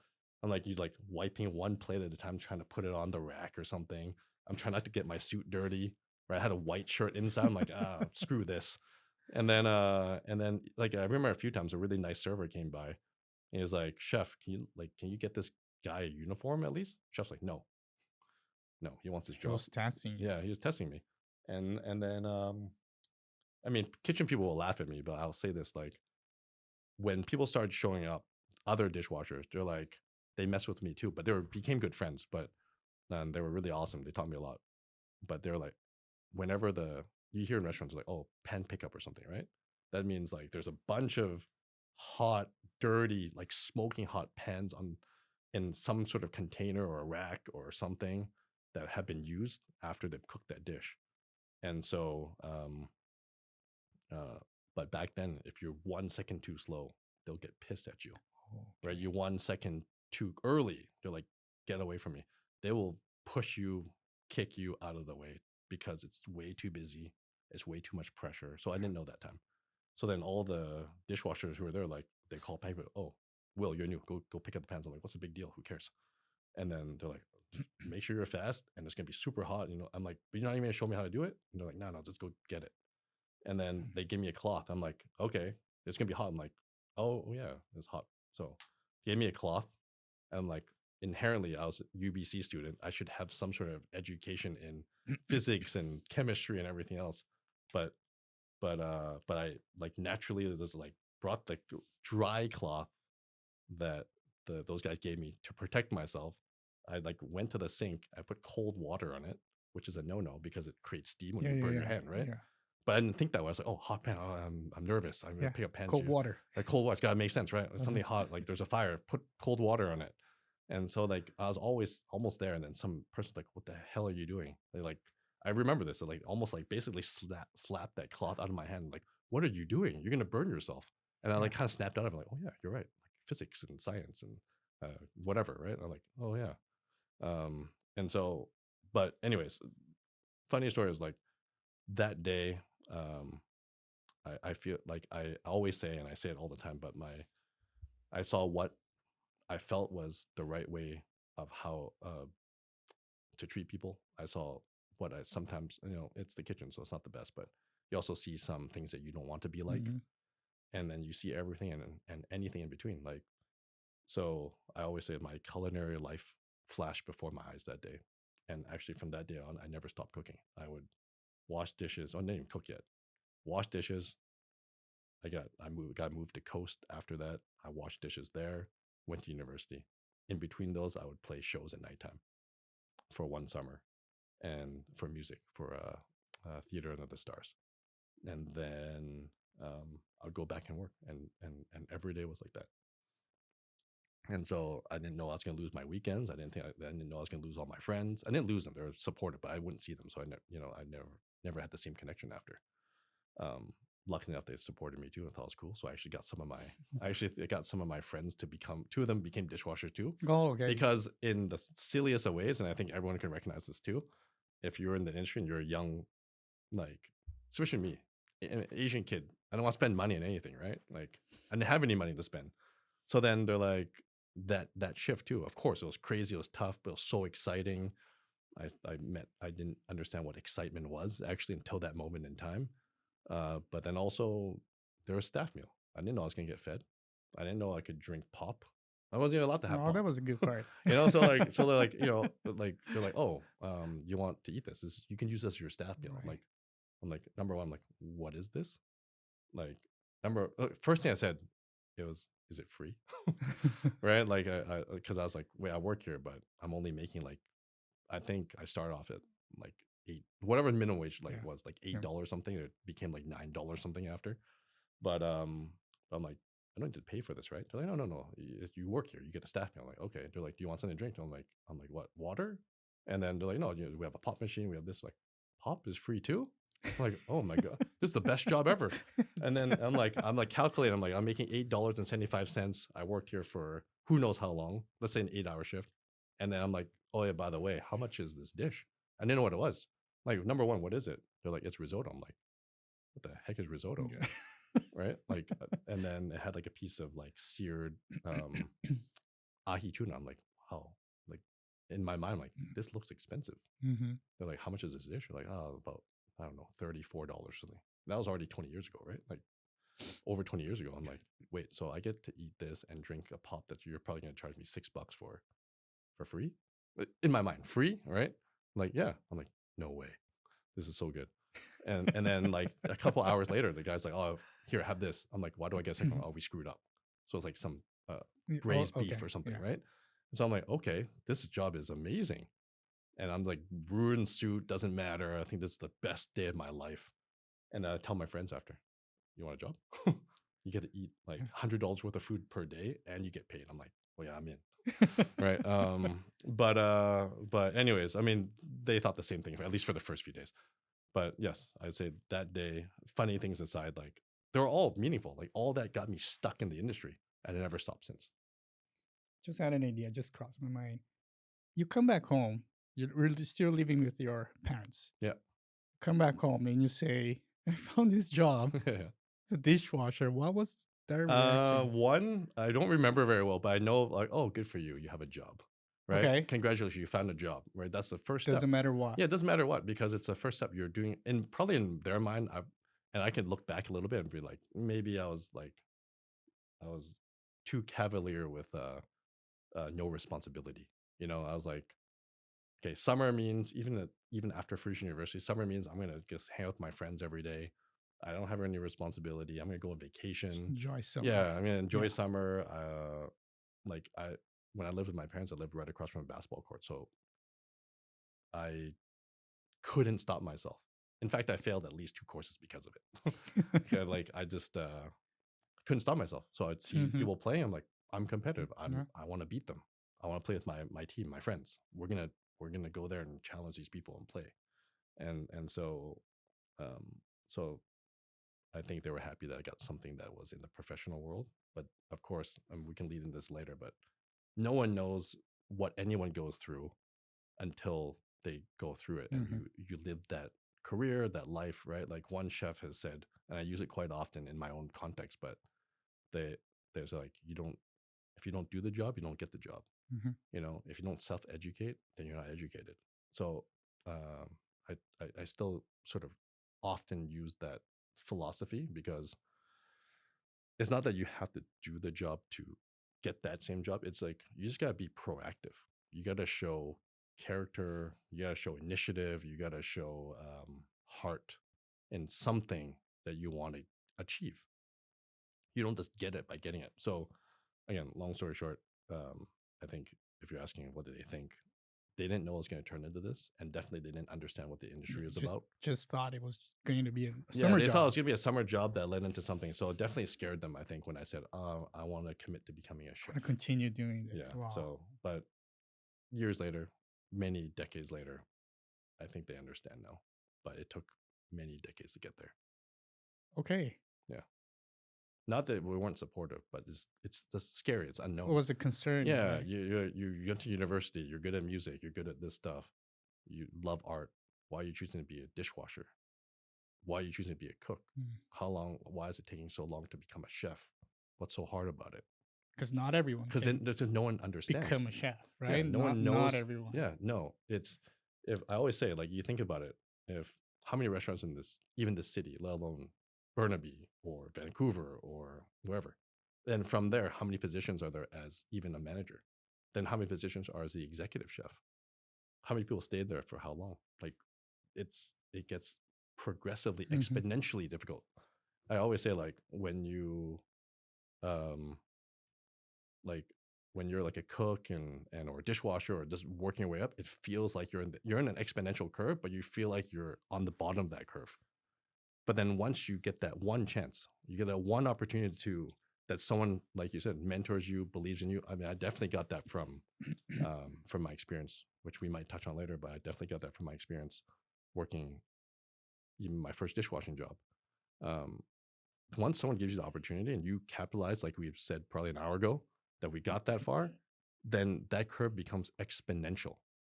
That It growth gets now is like, harder. yeah, it gets Yeah. way harder, gets more dedicated, gets everything is not easier. It gets like life changingly harder. But that opportunity curve becomes exponential after. So you got to ride that wave. It's like, I don't surf, but I assume like you got to find that perfect wave and you better ride it if you want that perfect moment.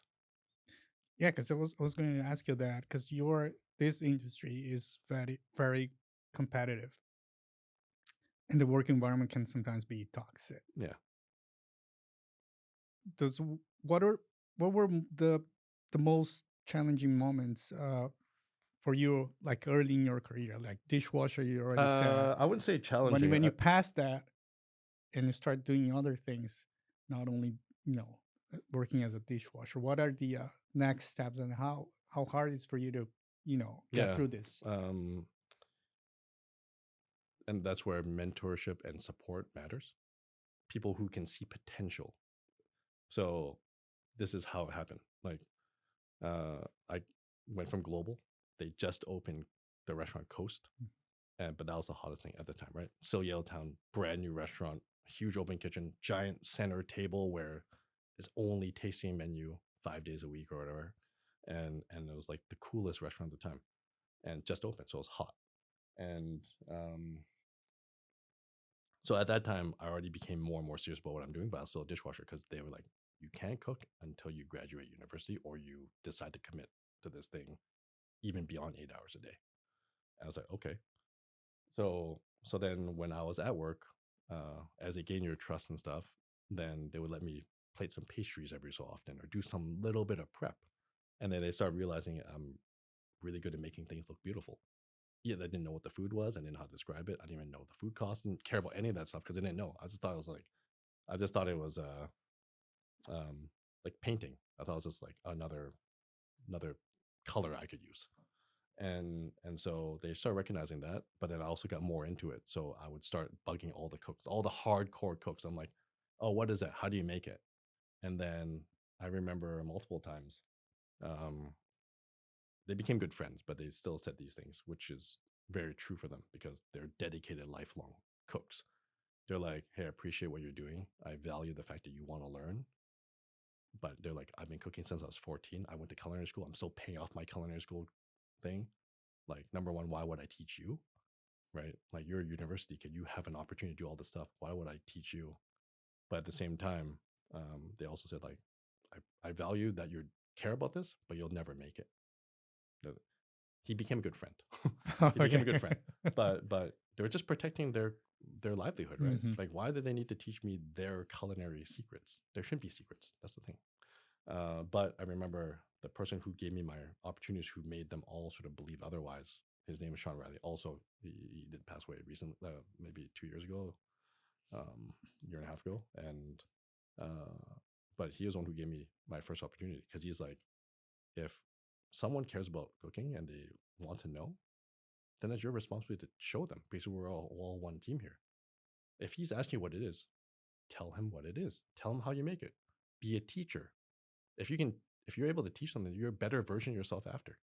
He didn't use that many words, but this is the Mhm. emotion. Back then, it's like, F and show them how to make it, like something like that. But in a way that they understood, like, yes, that's right. I need to snap out of this. I'll teach you, even though I don't want to. But so those are the hurdles. You're asking what's hard is to get people to buy in. I never went to culinary school. I still haven't. Uh, Do you think it's important? I think it's important for, just like I said, for university, how you learn how you learn. But you have to learn how to discover how you learn by yourself. So those who need that kind of education, 100% need it and would benefit from it and are from it. I didn't, but if I was, I wouldn't not dislike it either. I think I'd be just a different version of myself. I'm grateful that I never went to culinary school because I was free to think how I want to feel and think and express things the way I want to without having that. But at the same time, I don't discredit that without if I wasn't so lucky in my career, I would not be able to have had the opportunity. So Yeah. it was a lot of luck.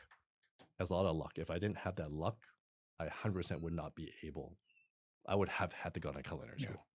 So it's super important for sure. Yeah. Long story Yeah. short, that's for sure is necessary. Okay. When did you first start thinking about, combining food and sustainability? What led you there? And why was becoming executive chef of Ocean Wise, it was such a turning point for you?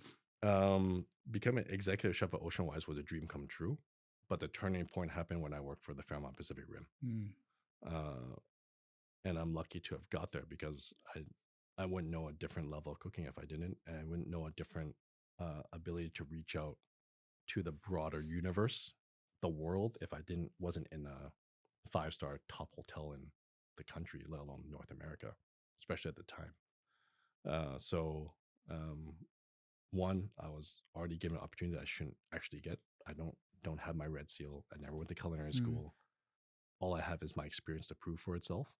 But yet, another mentor, his name is Darren Brown, another mentor who was a corporate chef of Global, who went to become the executive chef of the Fairmont Pacific Rim. he just bugged me and another amazing chef called Mark Greenfield. Like they both just encouraged me to keep like you should come with us. Let's run this hotel together, and let's do amazing things. And I rejected it forever because I was like, oh, I ran a restaurant on Granville Street, and I was like, oh, this is so cool. I can do whatever I want, and I get to create whatever I want. I'm the head chef here. Amazing. Why would I leave that to go to a hotel? It must be boring or I'm something, comfortable here. right? Like, Yeah. but I didn't realize what level it was. I didn't realize what a different world that is. And I always say like in Vancouver or anywhere locally, you have local celebrities or local VIPs. But then when you get to like world class hotels or world class like organizations that touch outside of Vancouver, outside of your community, then you're dealing with people who affect the whole world, who make decisions culturally, society, politically, everything. You meet everyone and everything that everyone wished they could say hi to in their lifetime. So it's just a different level. So when I got there, the responsibility level became dramatically way higher than I ever expected.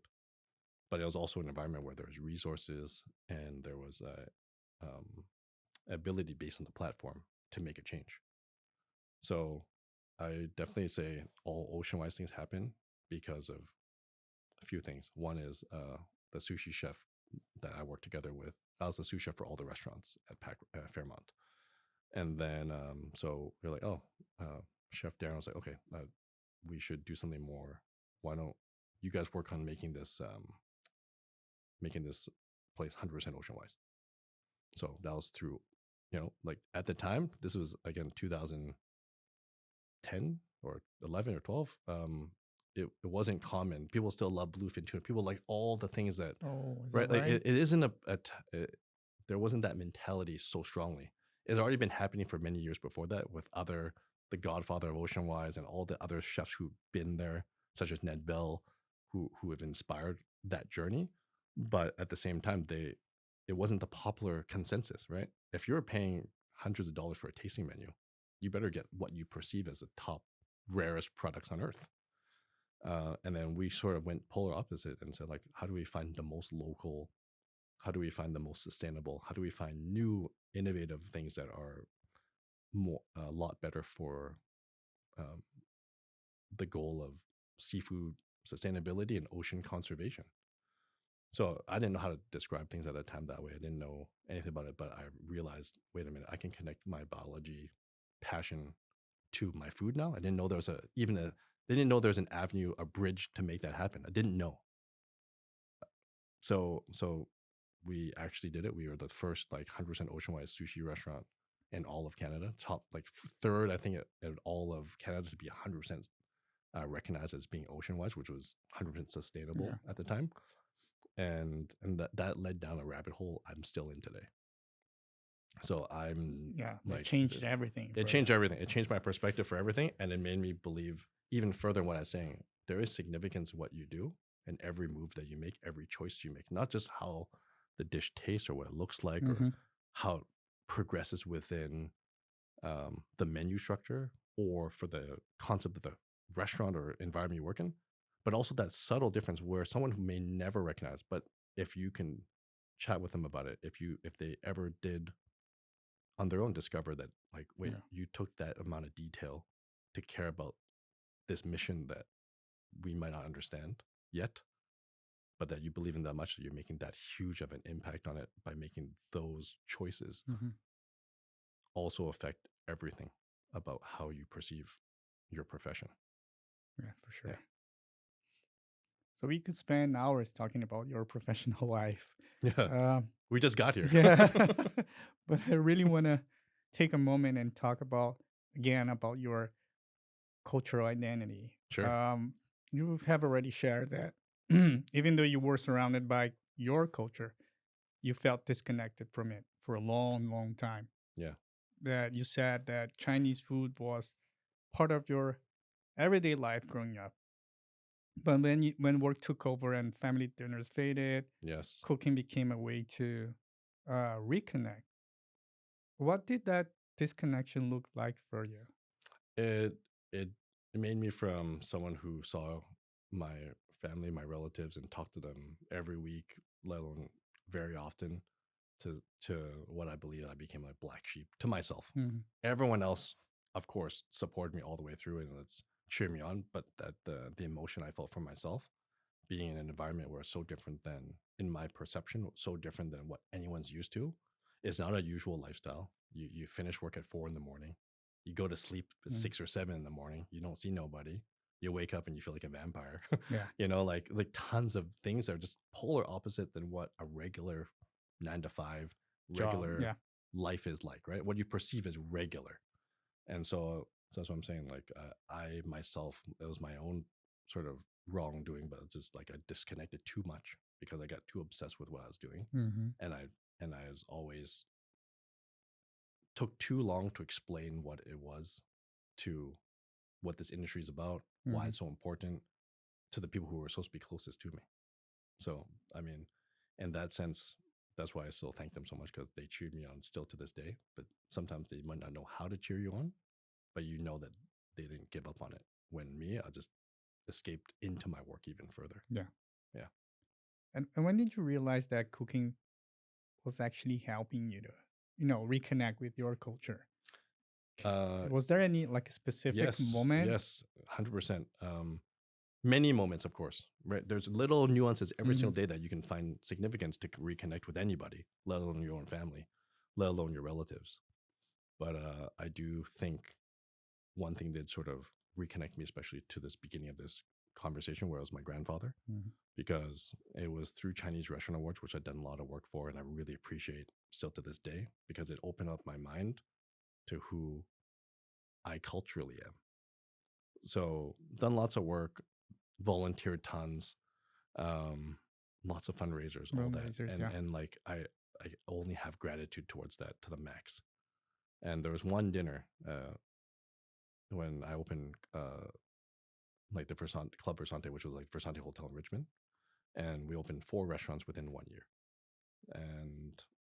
And so when we did, we had a space that we could host some really epic dinners. So we brought on, you know, Chinese Restaurants Awards organized a dinner between myself, Lucas Sin, which is all over Mhm. YouTube and millions of views, and like just the most popular Asian chef that's representing Chinese food in general, and then Chef Eva Chin from Toronto, and we did a collab dinner together. And of course, we did many things to lead up to the dinner. So the thing that actually changed how I perceived and connected myself to my grandfather, to Chinatown, to being Asian. Of course, I valued that already, that I'm Asian already. At that point, I was like, oh, there's not very many Asian chefs. In fact, when I was the dishwasher, I didn't have a single Asian chef around me. That was my leader. There's actually maybe no one that was Asian around me at that time. But so so we did this dinner, and we filmed we did a video shoot slash like a photography session like in Chinatown. So we went to Chinatown barbecue, and and to before we lead up to this thing, obviously you might touch on it, but I already opened like a 1-star Michelin Chinese restaurant at that point. I was the chef opening the one that's on Cambie in 12th, and they've still to this day have the Mhm. Michelin star. It's not because of me, but it's because they have it. But I was lucky enough to be part of that opening, to learn about my culture even more, to use Chinese words I have not used in decades. So yes, I already felt that. But without this moment, going to Chinatown barbecue, filming this promotionary thing, and being in a table of like chefs who genuinely loved and want to share their culture through food, being Chef Lucas and Chef Eva, I definitely was the outsider still. I was still cooking Oh, kind of did you feel Western. like Oh that? yeah, I was still the outsider because they knew so much, and I was like, I can make some really cool, unique, innovative, beautiful food, but they're the ones who live that culture day in and day out based on their restaurants, what they do. But the moment that changed it was like I went to Chinatown barbecue. We filmed with Carol Lee, who's a huge, like, I'm a huge fan of her Yeah. now. Like, Me too. yeah, and we've done a lot together already. We've, one dinner raised $32,000, which, you know, how lucky am I? You know, that people were willing to pay that much. for something they organize. There's their initiative, and we couldn't try any harder. That dinner we had, I'm jumping, but that dinner was for 20 people, and we brought at least 20 volunteers because we had that many people who gave a damn about it, who want to support the resurrection, the resurgence, and the revitalization of Chinatown. So I think that was really powerful. But what I felt that day was I walked in a restaurant, like everything feels eerily nostalgic and familiar in the sense that I feel like I've stepped in this restaurant before, or I've stepped in this emotional environment before based on what it is. So I was like, wait, like, is this the, it wasn't, but is this the restaurant my grandfather worked at? Is this what I remember as a 8-year-old kid walking down into Chinatown for? Is it something maybe a few stores down? I don't remember, but I had that like emotional feeling take over. And then I told multiple of those people that day, like people who were around me, like, wait, like, I think this is greater than what I remember. And so that dinner took on a way more greater emotional significance for me because that day I'm like, wait, like, I'm Asian. I'm cooking with the biggest advocates for Asian cuisine, let alone on YouTube, let alone across the country. And yet like is he there with me? Or is this where everything started for him, but also everything started for me to think that being a chef was the right thing to do. So that day was the day. Wow. Yeah. Like I was like, did I step on this floor when I was 8 years old? Is this where he, like I said, it was this place. It was this place. Of course, we know it's Ho Ho's now. We know that it was Ho In across the street. But when I shared it with my my relatives, my aunts and my parents were like, wait, no, your grandfather worked here. Here's the story. Here's the photos. Like remember, like not educate yourself. Like, thanks for reminding us. Oh, and then I dug even deeper. I'm like, wait, I didn't even know there's a restaurant called Ho In across the street that doesn't even exist anymore because it's, like I said, it's burned down, right? So I was like, it might not have been the same steps or the same store, but however Carol created that restaurant brought back so much nostalgia that it completely was the turning point of me being like, no, I am an Asian chef. I am Chinese and I can cook Chinese while putting my own sustainability, environmental, ecological, and spin to it all, and mission based spin to it all, and purpose based spin to it all. So yeah, that definitely is the moment for sure. Yeah. Well, thanks for sharing this. Yeah. Yeah, because I think it's it's beautiful. It's a beautiful moment, and when you connecting these dots and you realize, Yeah. What everything that everything that makes who you are, right? Yeah. It's your family story, your grandfather. It was full circle for sure, right? And I think I said that at the time, and because we talked about so much today, but if I think it's at that moment, it connected the dots back into the cycle of life, that Lion King moment. Yeah, you're right. So yeah, that was it. That was it. Thank you. So it was through the connection between Chinese heritage and food that you have found other Asian chefs with similar stories and purpose to yours. What can you tell us about your collaboration with, the Vancouver-based brand Moment in the Kitchen? And shout out to Chef Sharon Chan. She's here today. Start the story off very regularly where it's every chef you talk to, every chef you collaborate with, every vendor, every person you cross within the professional world, you don't think much of it until you meet them. And sometimes you're lucky enough to meet people who are directly impactful, and sometimes you just meet them for business, and sometimes you're like, I don't even want to work with this person. I don't want to buy your product, whatever. By the time I met Chef Sharon, I'm working a job where I'm creating a restaurant group.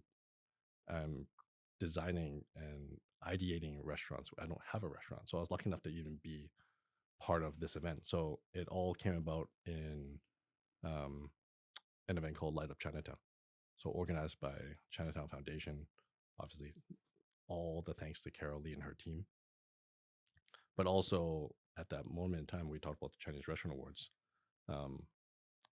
Grateful to that because that was also the connection I had to be, okay, let's find a way to find support for other Asian and women-run businesses who have their own initiatives to be there in the community, give back, and do the best work they can by still honoring that our heritage being Chinese. Mhm.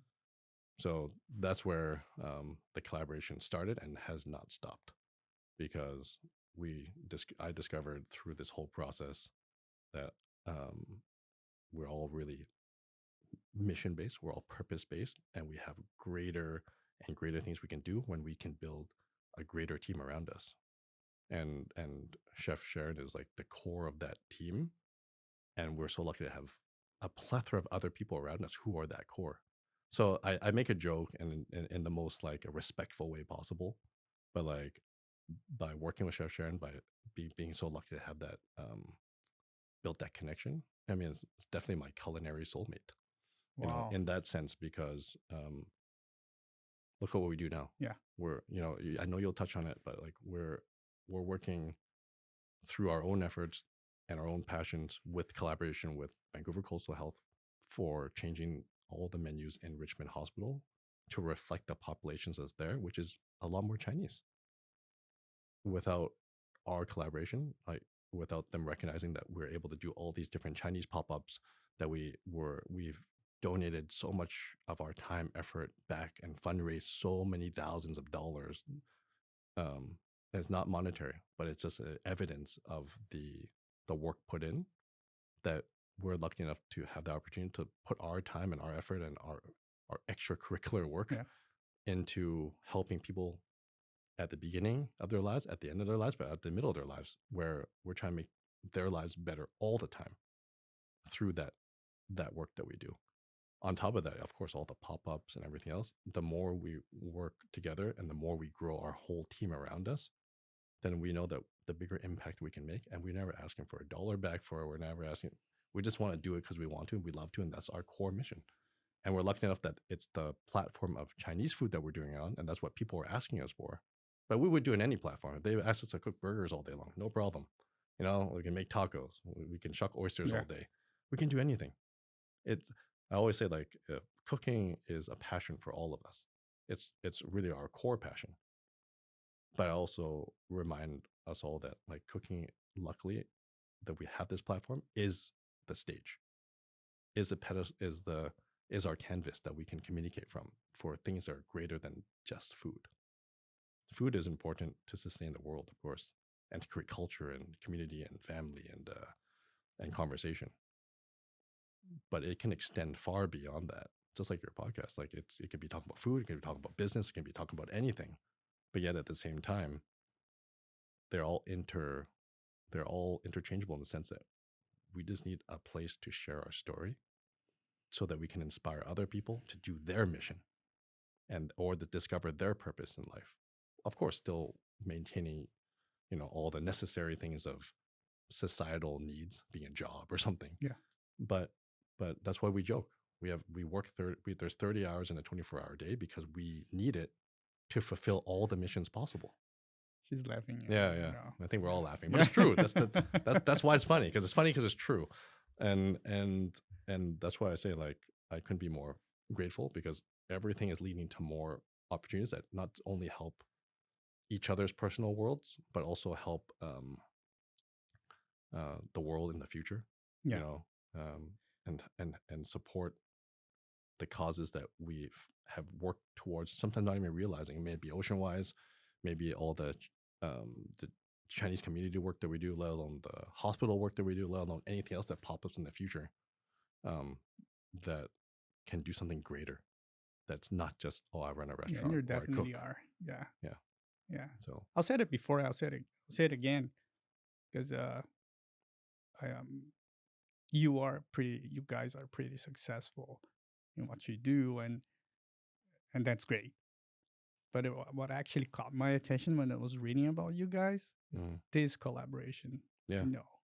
Giving back to community. Like, that was like when I was reading, going through all my research process. Yeah. And well, this is, that's the reason I want to interview you. Yeah. Well, you're interviewing of me. course, It's I wanna interviewing know us. It's about your interviewing professional career and all of that. that's all. Everything is amazing, but that work that you guys have been doing together, Yeah, and that's that something all. special. Yeah, and that's what I'm saying. Everything can start off as normal. Like even the connection we have here, everyone in this room is Hmm. like some of the questions you're asking me now. I would never thought about for decades. Let alone have I really thought about in a way that I can express it in words, Hmm. or through emotion, or Yeah, through whatever body yeah. language, right? Um, so I think when it comes down to finding moments where we always say throughout this whole thing, you got to capitalize on that exponential curve. You got to capitalize when you recognize that that's the moment to capitalize. Even if you're ready or you're not ready, you got to do it. Just like you explained too. Maybe you're not Yeah, like me. but maybe you're not, but you are now, and we are now, and our teams are now. So, so that's the momentum can't Yeah. stop. Momentum won't stop because we're doing something greater than our own livelihood. We're doing something for the next generation, for this generation, and honoring the past generation, while still trying to be as inclusive with everyone around us as possible and supporting as many organizations that have purpose, supporting as many other local businesses we can, helping grow other chefs and restaurant professional careers in the same time while giving back to the community, giving back to the environment, giving back to our purpose. You've mentioned that before, but you also host a lot of fundraising dinners to support the Vancouver Chinatown Foundation, Yeah. helping preserve and renew Chinatown. Yes. All inspired by Carol Lee and her team. Right. And again, through all the different issues that have come through from thanks to Chinese Restaurant Awards, thanks to Chinese Chinatown Foundation, thanks to Chinese Canadian Museum. It's all just many organizations and individuals and humans within them who are just on the same pathway of a mission, but just slightly doing it differently. So we can help connect that. They're helping us connect that. We're all just in the same ecosystem of hopefully doing something good. Right. My question is, how do you see your role in the Chinese community? I Oh. wonder that's what does it mean to you? Well, in how we're talking about today, when it's like, yes, I'm Asian, Yeah. I think it's given me more than I've given it, and I feel like right now I'm giving back to it what I feel that I should have been giving it all along, and not that it owes me something, and not that I owe it something, but recognizing that, especially with my Chinese Canadian story, growing up as a Canadian, growing up, yeah, if people want to know, I born in 1983, like that experience made me not want to feel that Asian, like we talked about at the very Yeah. beginning. But that experience now still was so powerfully supportive, even behind the scenes, even without words, and sometimes without years of words. Understanding that you do your thing, and that whatever you discover about yourself, whatever you discover about your purpose, will be powerful one day. So what does it mean for the Chinese community around us? I mean, I think we represent Chinese community, but we're also just representing diversity in Canada, and having a way to put our efforts and time to give back to right now. And it is Chinese based. Other times it's going to be ocean wise based. Can we connect those two? Yes, we do all Yeah. the time. So hopefully we're doing something to just our little part, though significantly emotionally, it's gigantic, to just inspire ourselves, but the people around us to do a little bit more. It's just like the ocean wise work. Like, you can't change the ocean Yeah. overnight. Just by making a great choice doesn't mean you've saved the world, saved the ocean or something. But if you don't do anything, there's Yeah. nothing. Just little steps. Yeah, Right. you just got to do little steps, and that's like the purpose of our humanity right now. We just got to make things better around us, and make people around us better, make Yeah. ourselves better, and support the future, but honoring the past, and appreciating the current. Okay. This is my final question. Sure. So, as I said before, what really stood out to me is that there's a reason behind everything you do, and everything you do it feels meaningful. Yeah. When people think about your work years from now, what do you hope it represents? I There could be a million things, but I think if you just ask me right now, this moment in time, for this specific hour of the day, but yet still a core thing for me um, is finding purpose. I say it all the time, so I've used this word multiple times. Finding purpose, mission, initiative to follow um, what you think you can do to help others, grow others, help the community, support the environment, while still being your own artist, your own communicator, and your own self. Like being a unique individual who can be one that can help make a difference on this planet in your lifetime, while finding great collaborators and friends around you, and doing it as a community, not just as an individual, so that it can spark other little moments that will hopefully then those people can make a difference. It's like at the end it's mentoring everyone now. They don't have to be the next generation. It's just mentoring ourselves, mentoring someone else, mentoring the next generation or past generations to be understanding that there's a bigger perspective out there, that we don't know everything, but we can pursue that perspective to understand more of the world, to do better for the world. And although hippie sounding and hipster sounding, I really, really think it's true. I believe it's true. And I'm going to keep doing that forever. Right. Yeah. Thanks for being on the show. Thank you. Yeah, I feel like I'm lucky to be able to be here and meet you in person. Chef Sharon Chan. Plus, Yeah. thanks for bringing her. Yeah, well, next time she's gonna be seen in this chair, right? I'll support the other side. I mean, like joking was, we have tons of work to do. We have a seafood competition coming up in the next few days, and it's not to win. It's just, it really is another platform, like we said, and that's all volunteer time. That's all our own thing to do the missions that we keep talking about. Yeah. It's I would say thanks to you too, because again, when we say the word yes in a bolded, I am Asian in bolded, I don't even need to look at it anymore. Like it's powerful because you're creating, and your team and everyone around this room or however far it goes is just, we have a mission, and you're growing that, so that all the things we talked about today and all the other amazing guests that you have too, who have their reasons and their purpose and their goals, it probably all resonates roughly the same, right? You want to communicate something to the world that can be making the world better when you've discovered a perspective that you can be better at and understand more, and that I can be better at and understand more. So that's inspiring. Well, thanks for your words. Yeah, thank you. Thanks.